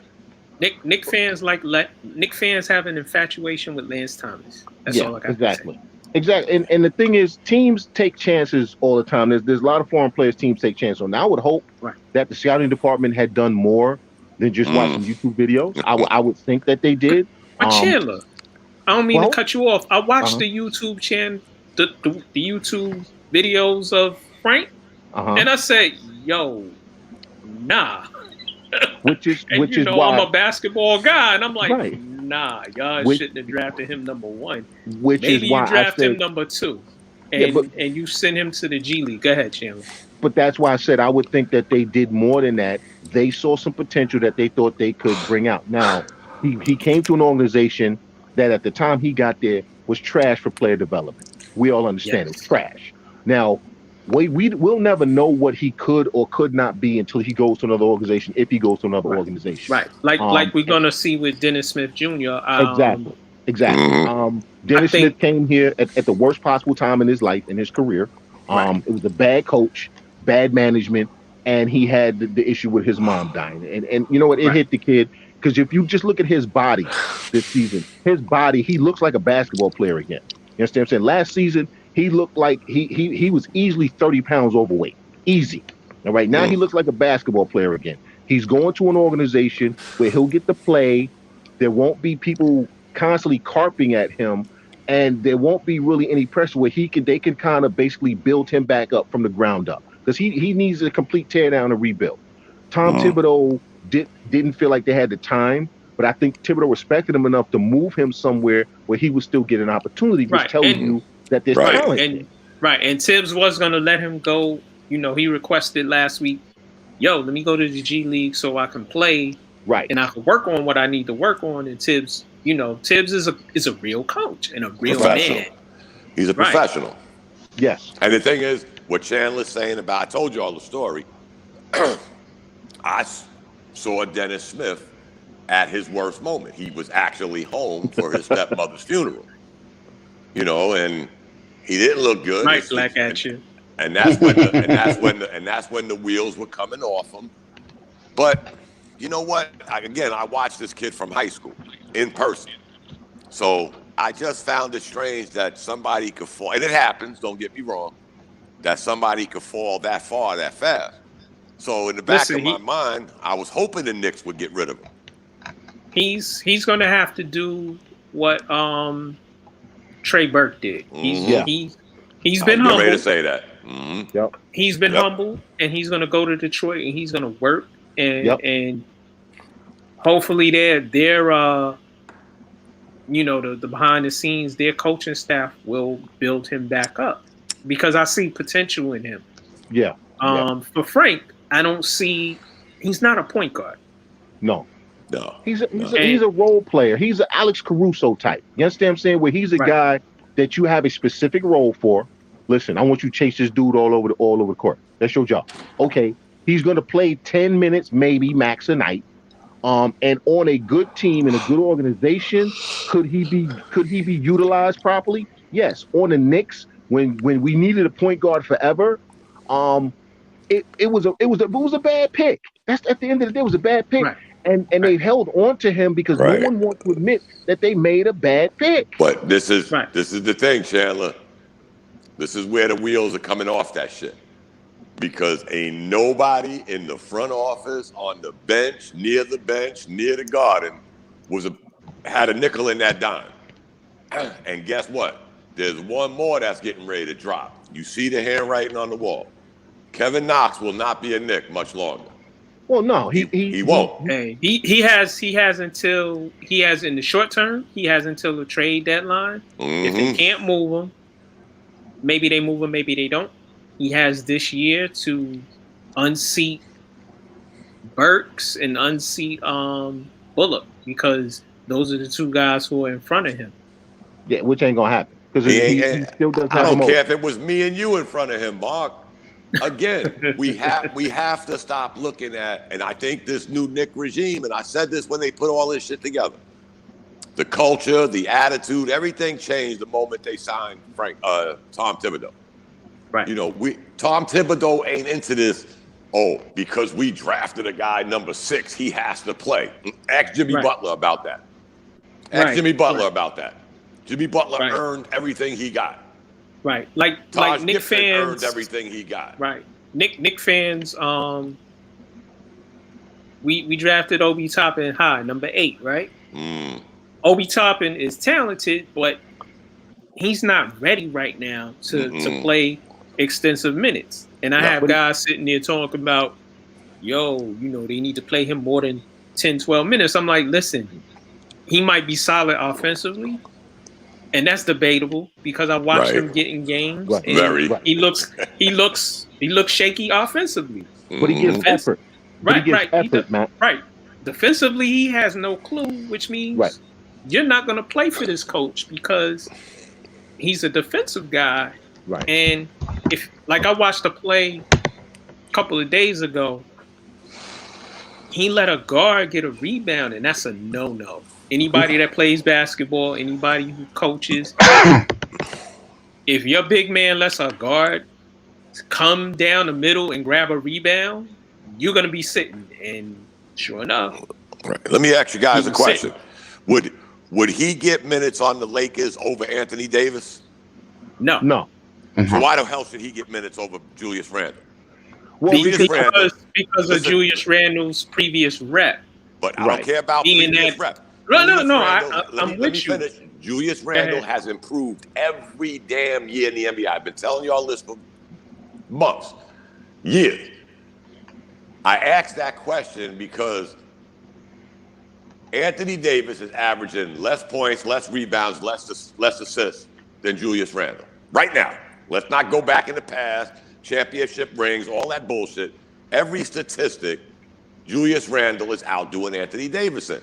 So if Obi Toppin can't take minutes from Davis, how the hell is he going to take minutes from Julius Randle? Right. Well, one of the things with Davis is it looks like Davis is kind of half-assing it, and I can understand. He always did, Chandler. He always did. No.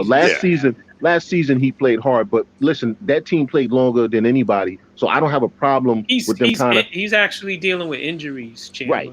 But that too. But what I'm saying is just watching him play. He's looked like he's going about 75, which is fine because they come on. They it was 71 days later they started playing again.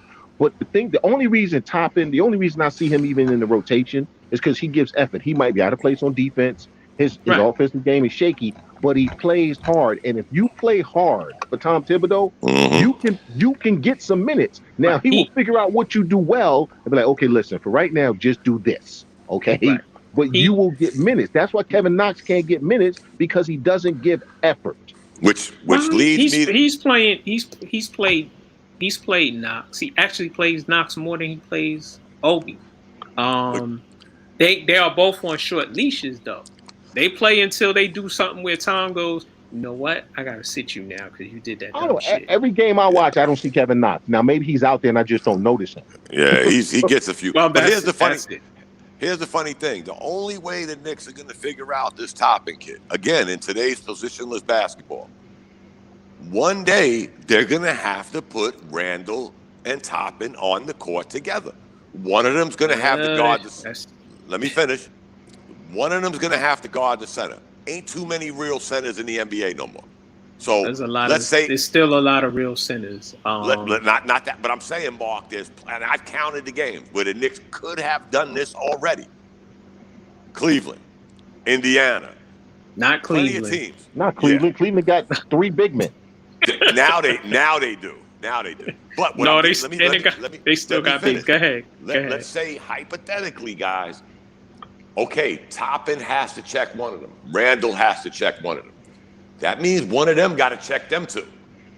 But here's the thing, you'll see what they got.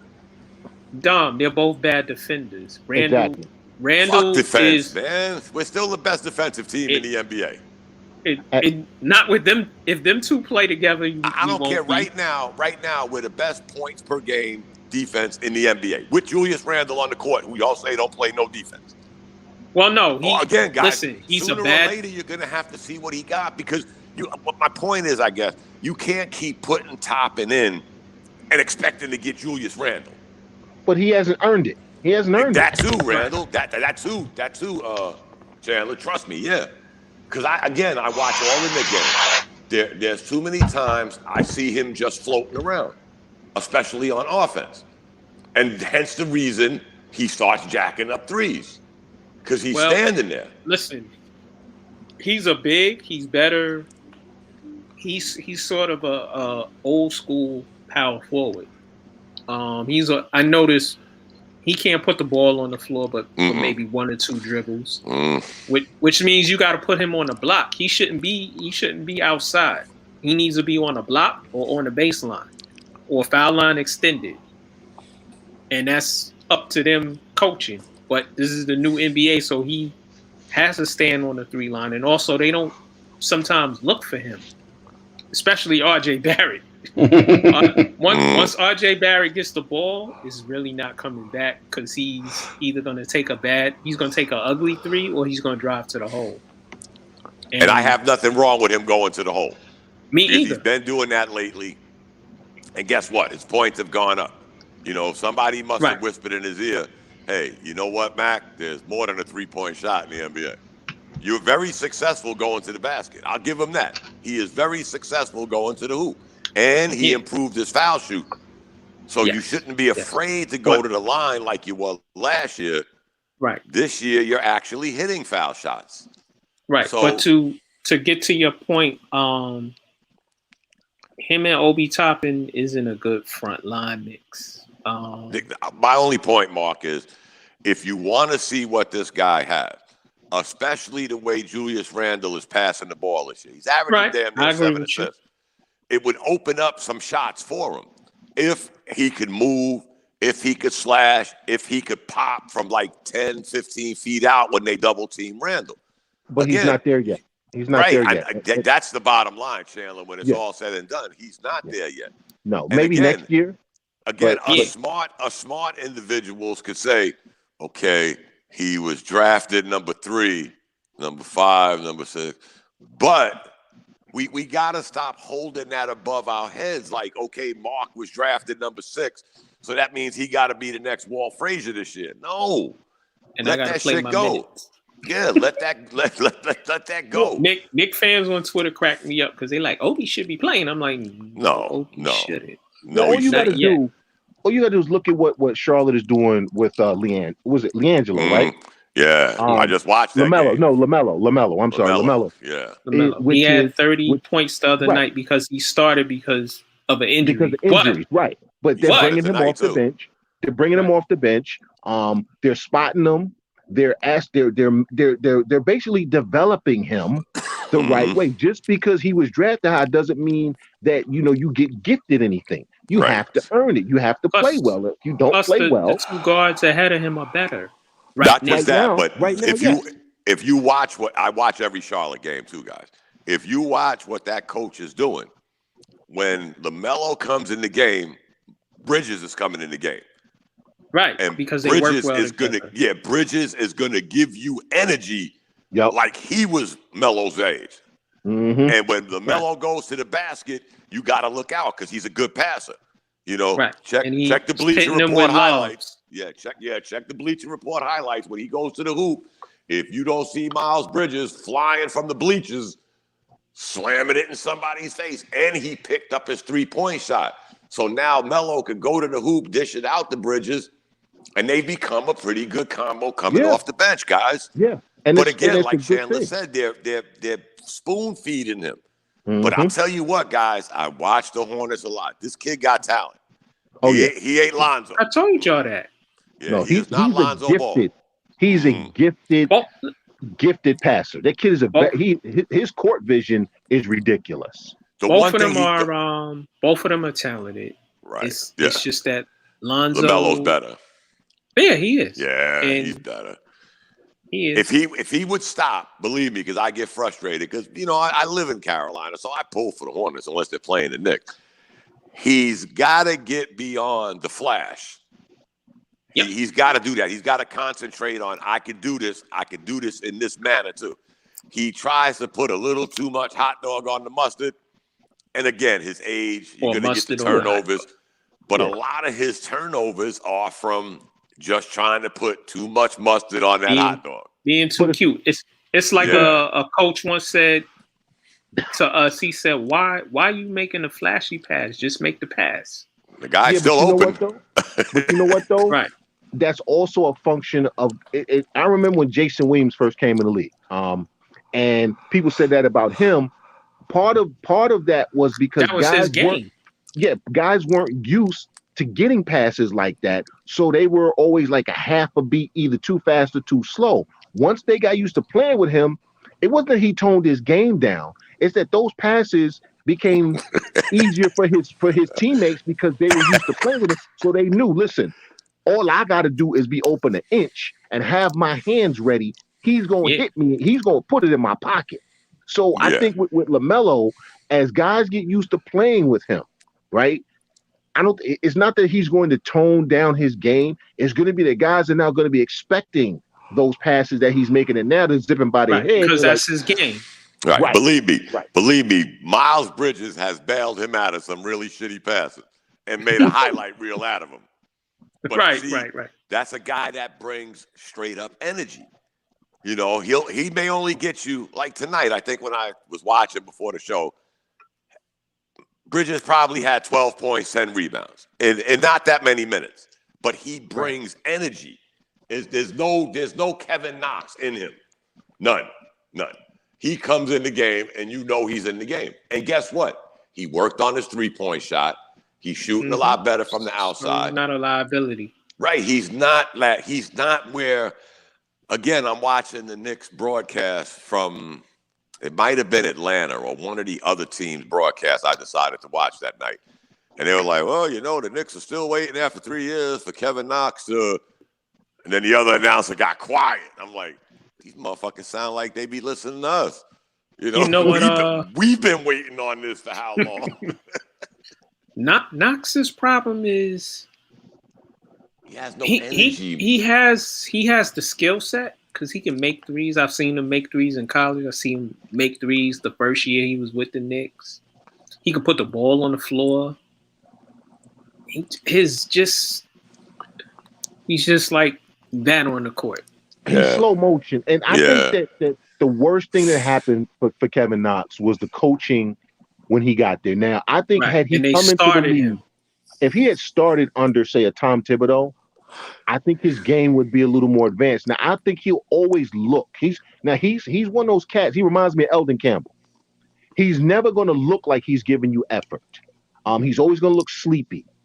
But there came a point in time with Eldon where, it didn't look like a double guy. Exactly. And I think, that was because of the coaching that he got. Guys like, listen, I think if Kevin Knox had started under a Tom Thibodeau, I think that his game would be more advanced. But at this stage of the game, he has to go somewhere else. At this stage of the game, he has to. Yeah. He has to. I think it's the best for his career because Thibodeau doesn't have the time now to try to develop a guy or the patience to develop a guy 3 years in. Because 3 years in, what have you done to work on your game? And again, I'm not going to put all of it, but you know how I feel about player development.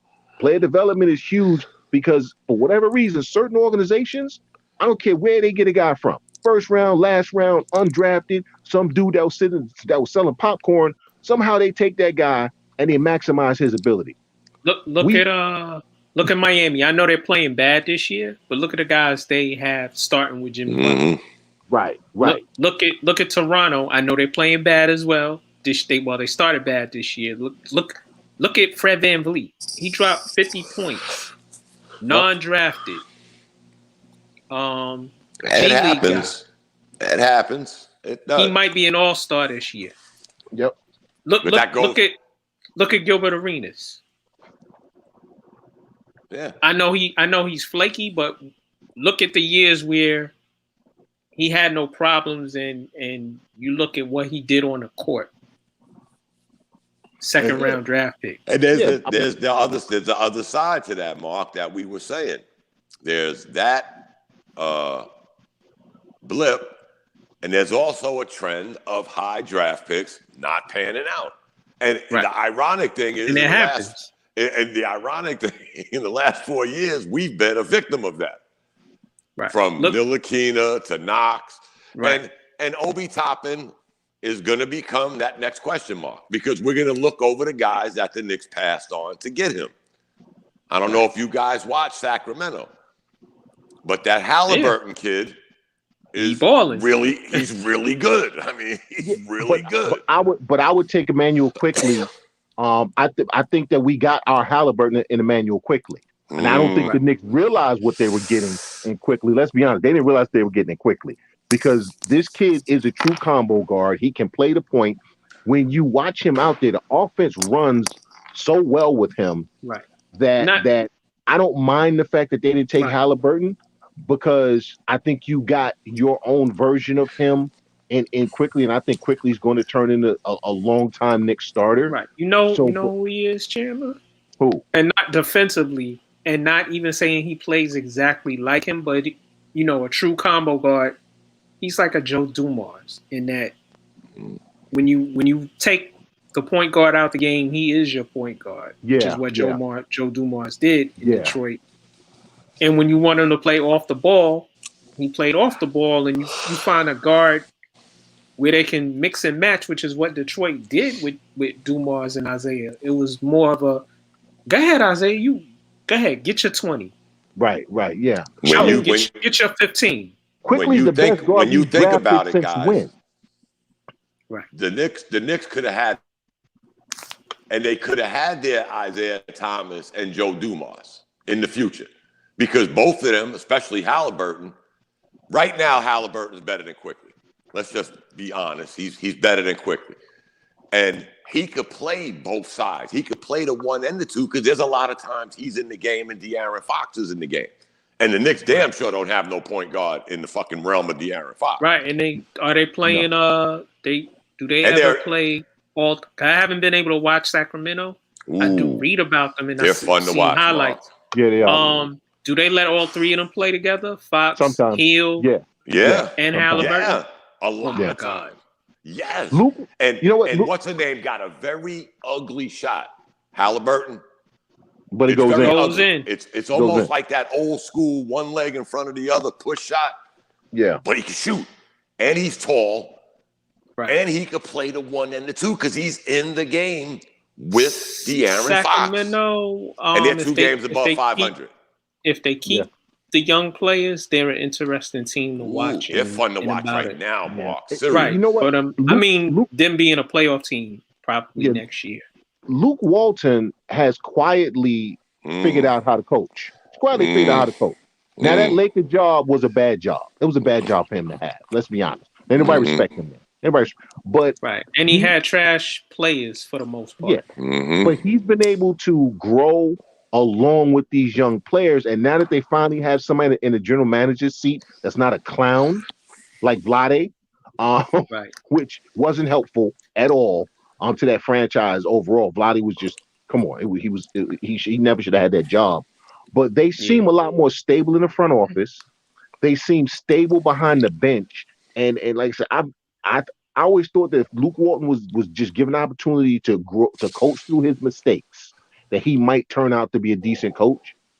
So far, it looks like he's growing along with the team. Now, I don't know if he's the guy who's ever going to win you a championship, but I don't think he's a bad guy to have with a young team. That's a serious 3-headed monster, Mark, when they have them on the court at the same. Because let's be honest, you may not like Buddy Hield, but shooters can shoot. I love Buddy Hield. I love Buddy Hield. I love Buddy Hield since college. I always did. Yep. But you know what? You got 2 guys now that could break you down and get to the hoop. And who's standing out there? Buddy Hield. I wanted the Knicks to trade for him when Sacramento, when he was fighting with Sacramento last year. Remember, you guys, I kept saying it. I said, I want Buddy Hield. I want Buddy Hield. Go trade for Buddy Hield. Yeah. And guess what? You look at what they're doing. And the good thing is the NBA finally tried to do something a little right. I know it's only 30 minutes, but they're starting a lot of the West Coast games now at 10 o'clock instead of 10:30. Because when you say 10:30, tip-off's not till about 10:40. Right. So us people on the East Coast, even if you don't have a job, you get tired sooner or later. But for some reason, when Sacramento's on, I will try my hardest, man, to watch that until I fall asleep. Because they make every game interesting. You know who Sacramento make every is? game interesting.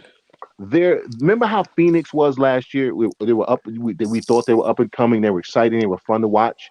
That's what Sacramento is this year. And guess what, guys?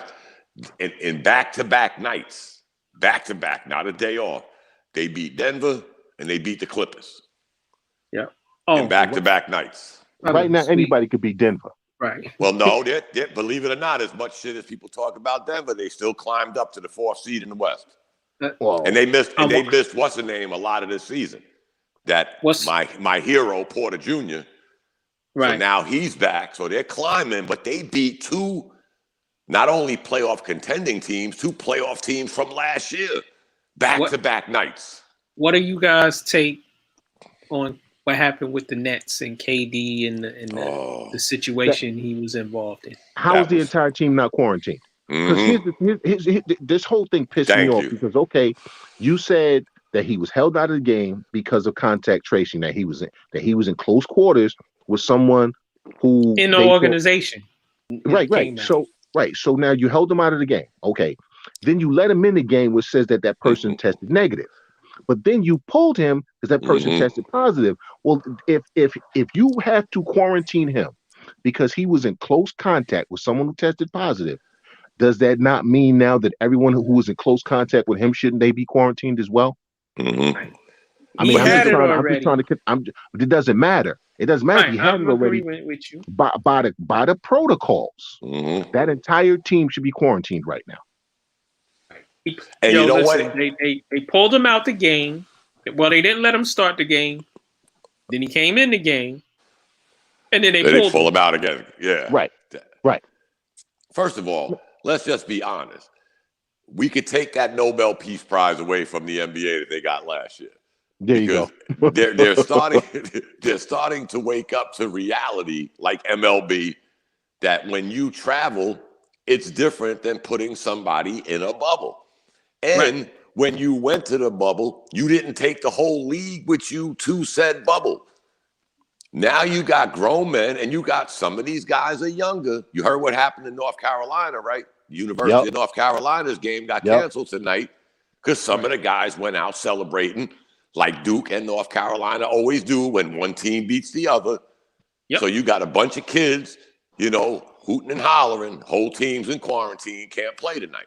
This is what the NBA never realized, that reality is going to slap us in our face with this. The Memphis Grizzlies, I can't tell you how many games they've missed this year. What, 10? Isn't it 7 they've or 8? missed quite a few games already this year because of COVID. Because reality hit them in their face. Right. Black Action Productions said COVID has turned into a minor inconvenience. Yeah, there you go. Yeah. In their world. In their world. Exactly. Listen, I work with a dude. I don't know. He has a history of fabricating things. But last week, thank God I wasn't in the office. He coughing. They sent him home. So now he still hasn't gone and taken a COVID test. I'm like, dude, you got insurance. Oh, he get punched in the face. He straight up getting punched in the face. So, he coughing at me, I'm punching him in the face. He messed up my 2-day, 3-day work week because now I gotta work because he ain't in the office and he gonna be out for like another week as a precaution. So they asked me, did you text him? I said, no, I'm not texting him. I don't want to catch COVID. Now, I wouldn't be able to have a job these days because I cough because of my allergies. And I've been tested 3 times, guys. Right. That's weird as it is. But people would know that because you listen, I got allergies. Like, people know the difference between someone having allergies, but this nonsense that the NBA is doing. Listen, miss me with this we care about the players. Yeah, y'all don't give a damn. We care about the money.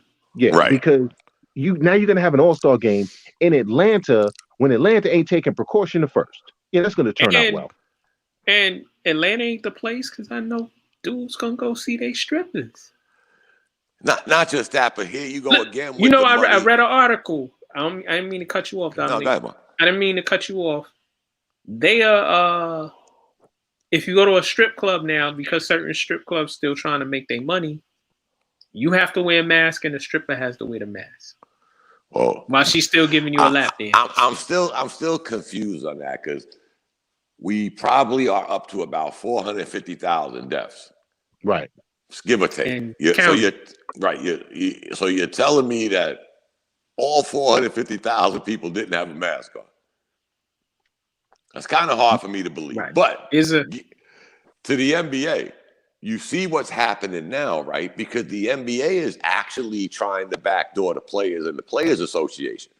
Because when they went into this agreement, it was, we're going to go balls to the wall with these games every other night. And then when that 5-day break comes, everybody goes home, they chill out, they come back rejuvenated.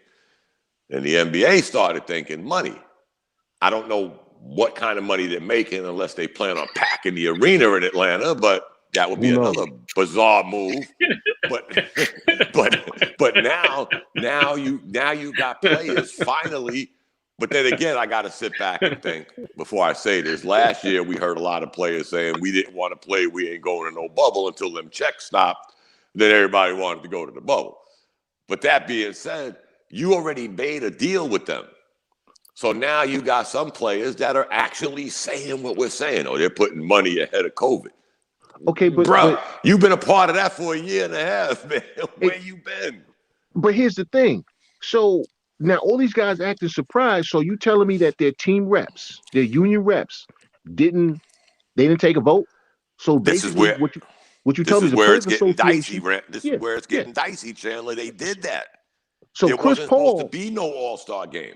Exactly. So Chris Paul decided on his own to negotiate with the NBA and come up with an All-Star, because that's basically what you're telling me. That's basically what you're saying.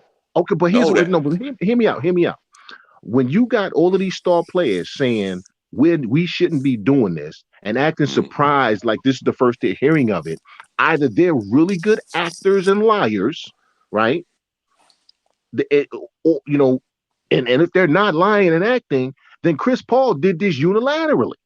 You can't have it both ways.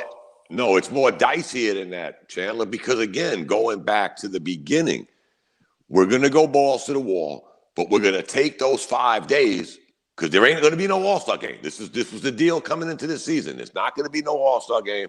We're going to take those 5 days. Max, Dom, Chandler, you get to go home with your family, chill out. We ain't got to worry about you. Enjoy yourself. We come back. Right.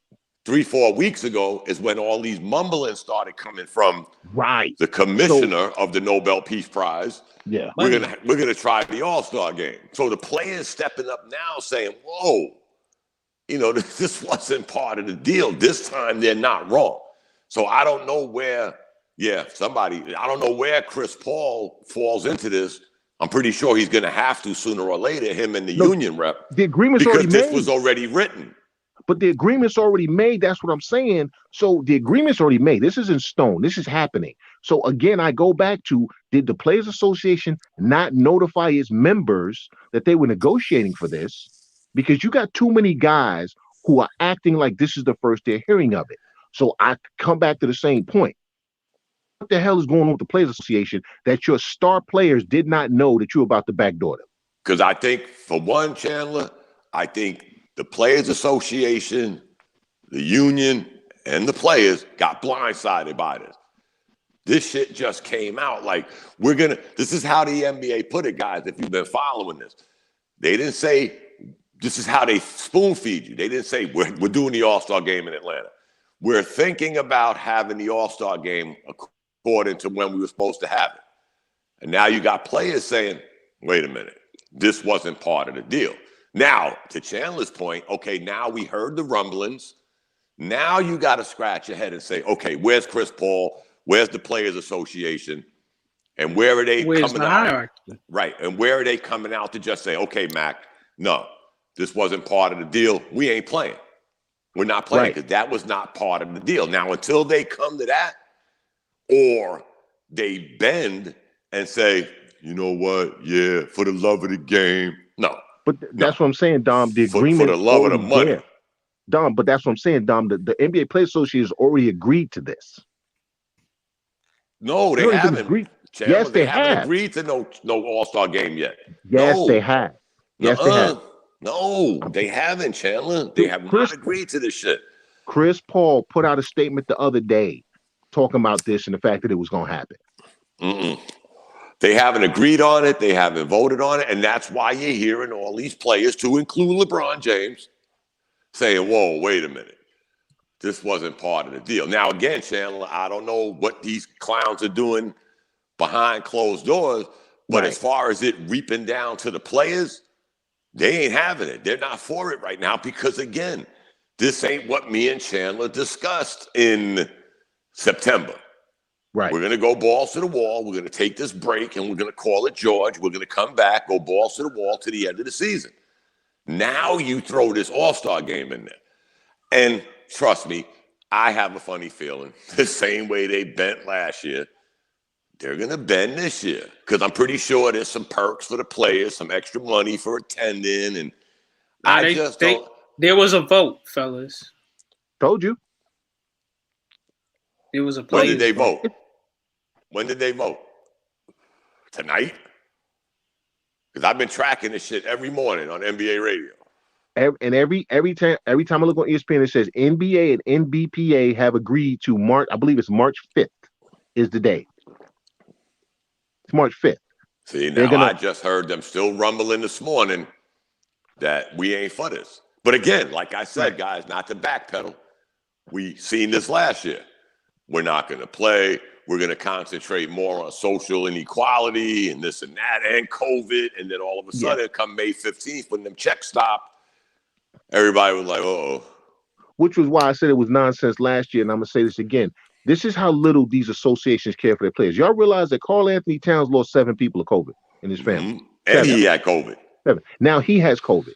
Right. You don't give a damn. Your own and see this again, these players. Oh, we like brothers. Man, y'all must really hate y'all damn brothers. Mm-hmm. Well, they say that, but really that's a lot of fake love. Yeah.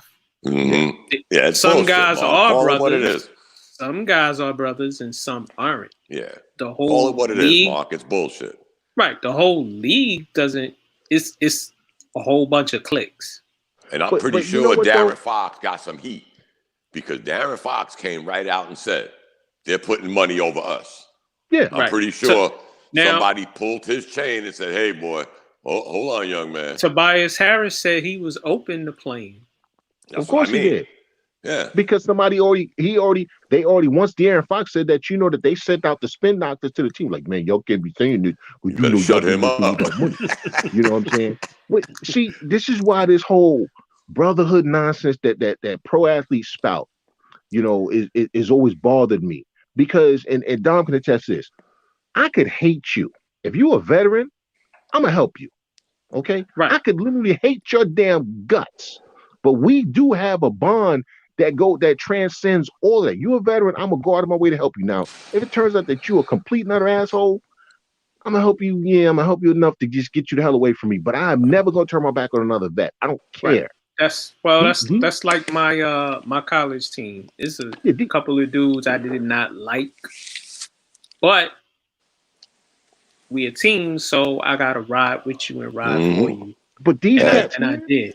That separates. I told y'all this story before. I've attended 3 colleges, and I only donate money to one because I found them to be more of a brotherhood, and they needed the help more.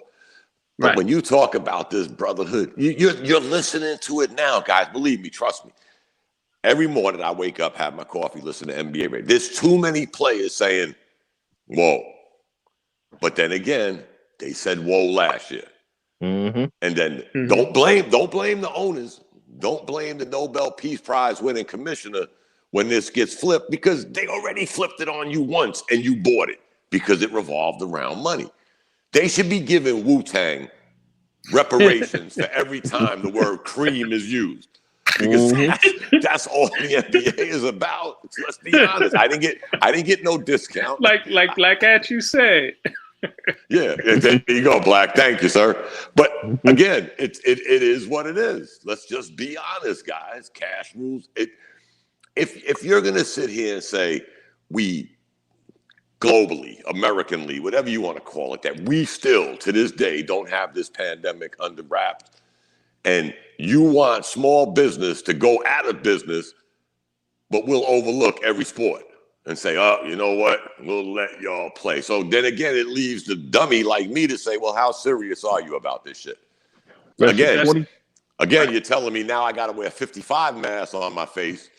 So you're telling me that everybody that died of COVID didn't wear a mask. I'm getting a little twisted here, guys. But the NBA got a stark wake-up call this year. And guess what? You knew it was going to happen. We ain't the smartest 3 guys on this line or in the world that said to ourselves, man, they put these motherfuckers in a bubble for 12 weeks, 10 weeks. Okay. Now they're going to have to deal with the reality portion of, okay, Mark's going to get to go home every day this year. And you know what? We're going to hit the same thing is about to happen with Major League Baseball because here's the thing.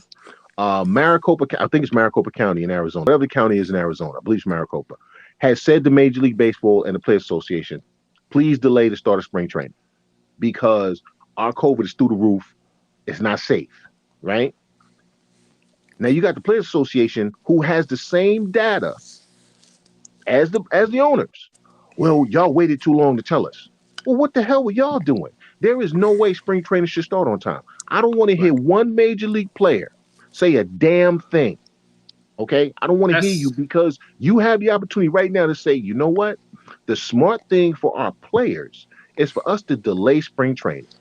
That's like the NFL letting fans into the Super Bowl last night. 25,000 people at a super spreader event. Mm-hmm. And then the dude, wait, hold on. And then the dude ran and his pants falling down and we see his crack. Come on. And the weird thing is, guys, and I'll always say this, I thought if any sport would have had it a little easier, it would have been baseball. Because they're basically a social distancing sport to begin with. 90 feet apart. Right. But we saw the cases that happened with them. And the NBA obviously the NBA didn't see it.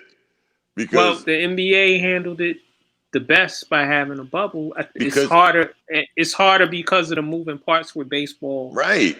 You couldn't find that many bubbles, Mark. You got 30 teams in Major League Baseball. Right. Let's just say where are you going to find, I'll say 10 stadiums that we're going to enclose these guys in? You would need to have a New York bubble that would encompass the New York teams, the Philly teams, the Massachusetts team. Right. And you would need easily a southeast, a southwest, you would need regional bubbles. Right. Yeah, you would actually, you know what though? You could only do the bubbles in certain places. You could do it in the Midwest. You could do it on the West Coast. You could do it on the East Coast. That's pretty much it. And the South. Because those the stadiums in the South are too far apart. See, and they don't have many. Stadium, not really. Yes, they are, bro. Wait, let me finish. Baltimore, DC. They could come here. New York. Atlanta. Baltimore, DC would have to come here to New York because they're closer to here than Atlanta. Right. Because you got multiple stadiums here in New York. You got multiple stadiums in California. You got multiple stadiums in the Midwest because Chicago and Milwaukee are real close to each other. Right. Chicago, Milwaukee, Minnesota. Right. They could all play. That's a bubble. Right. California's got plenty of stadiums. Detroit. Right. That's a bubble. But there's some teams that are just going to get screwed, like Kansas City. Where's Kansas City going to go? Right. Kansas City, St. Louis, Cincinnati, Atlanta, Cleveland. Well, Cincinnati, Cleveland. Those are all Midwest.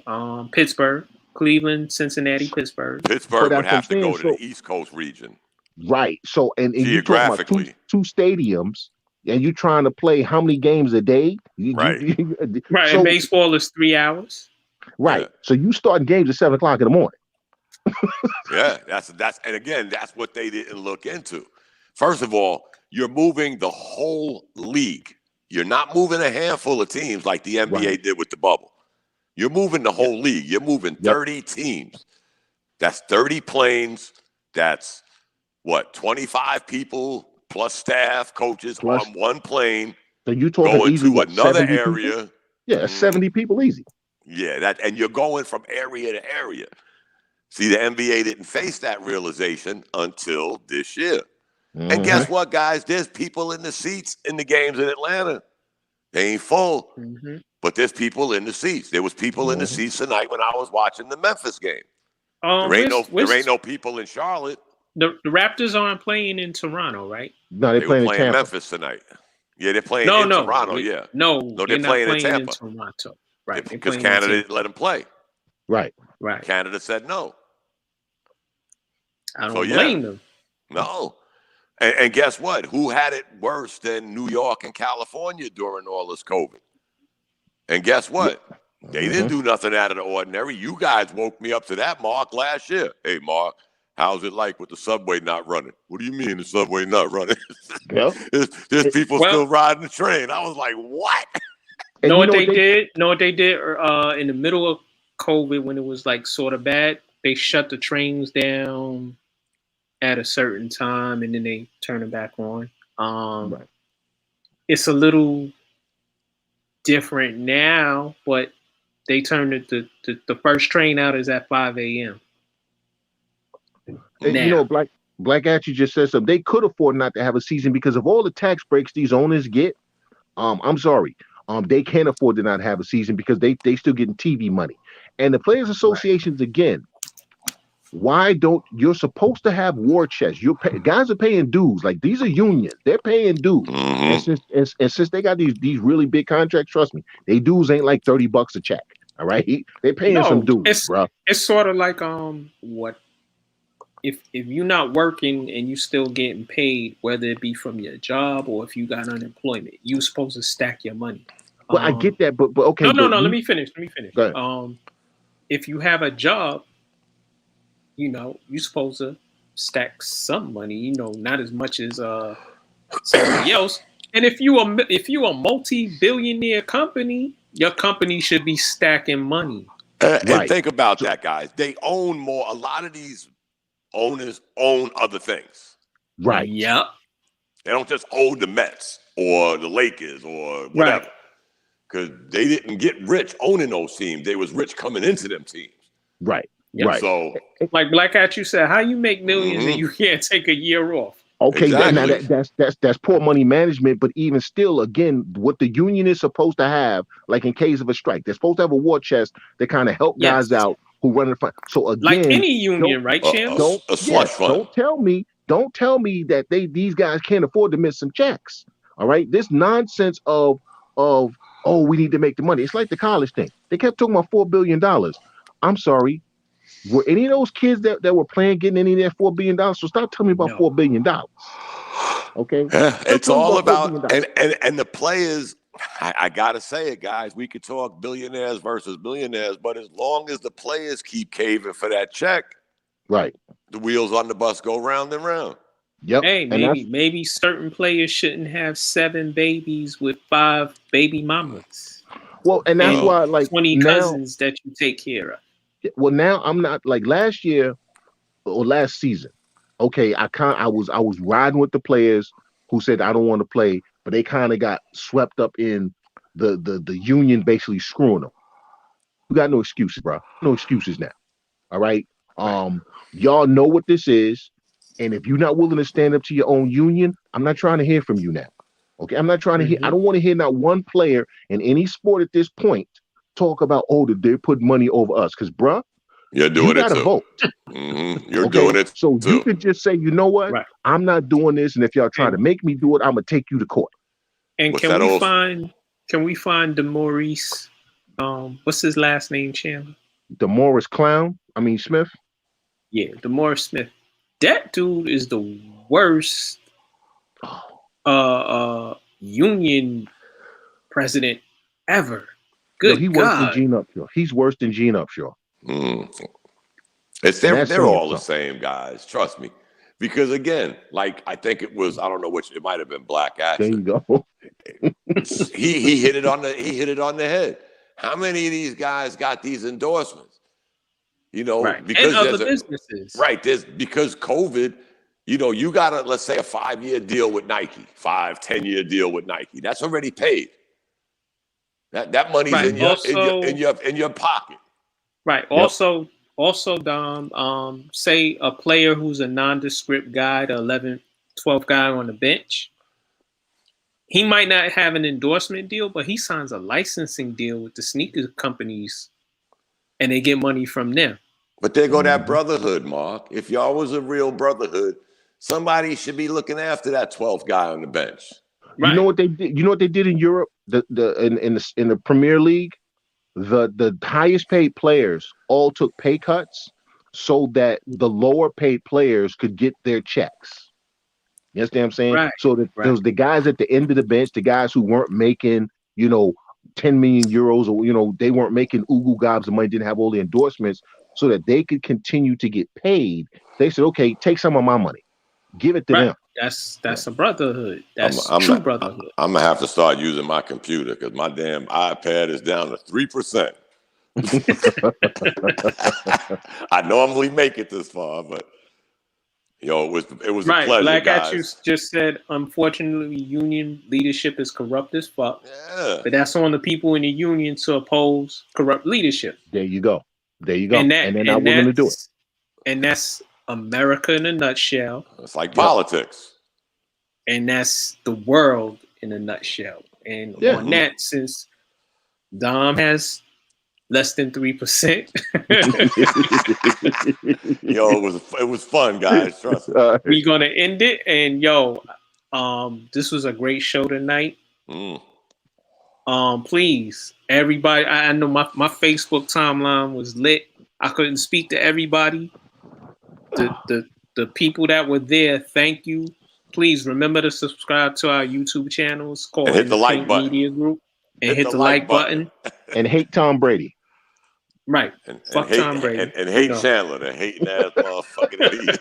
Got me cursing out here at 11 o'clock at night. But keep rocking with us. We got more in store, and we love the platform. We love talking with y'all.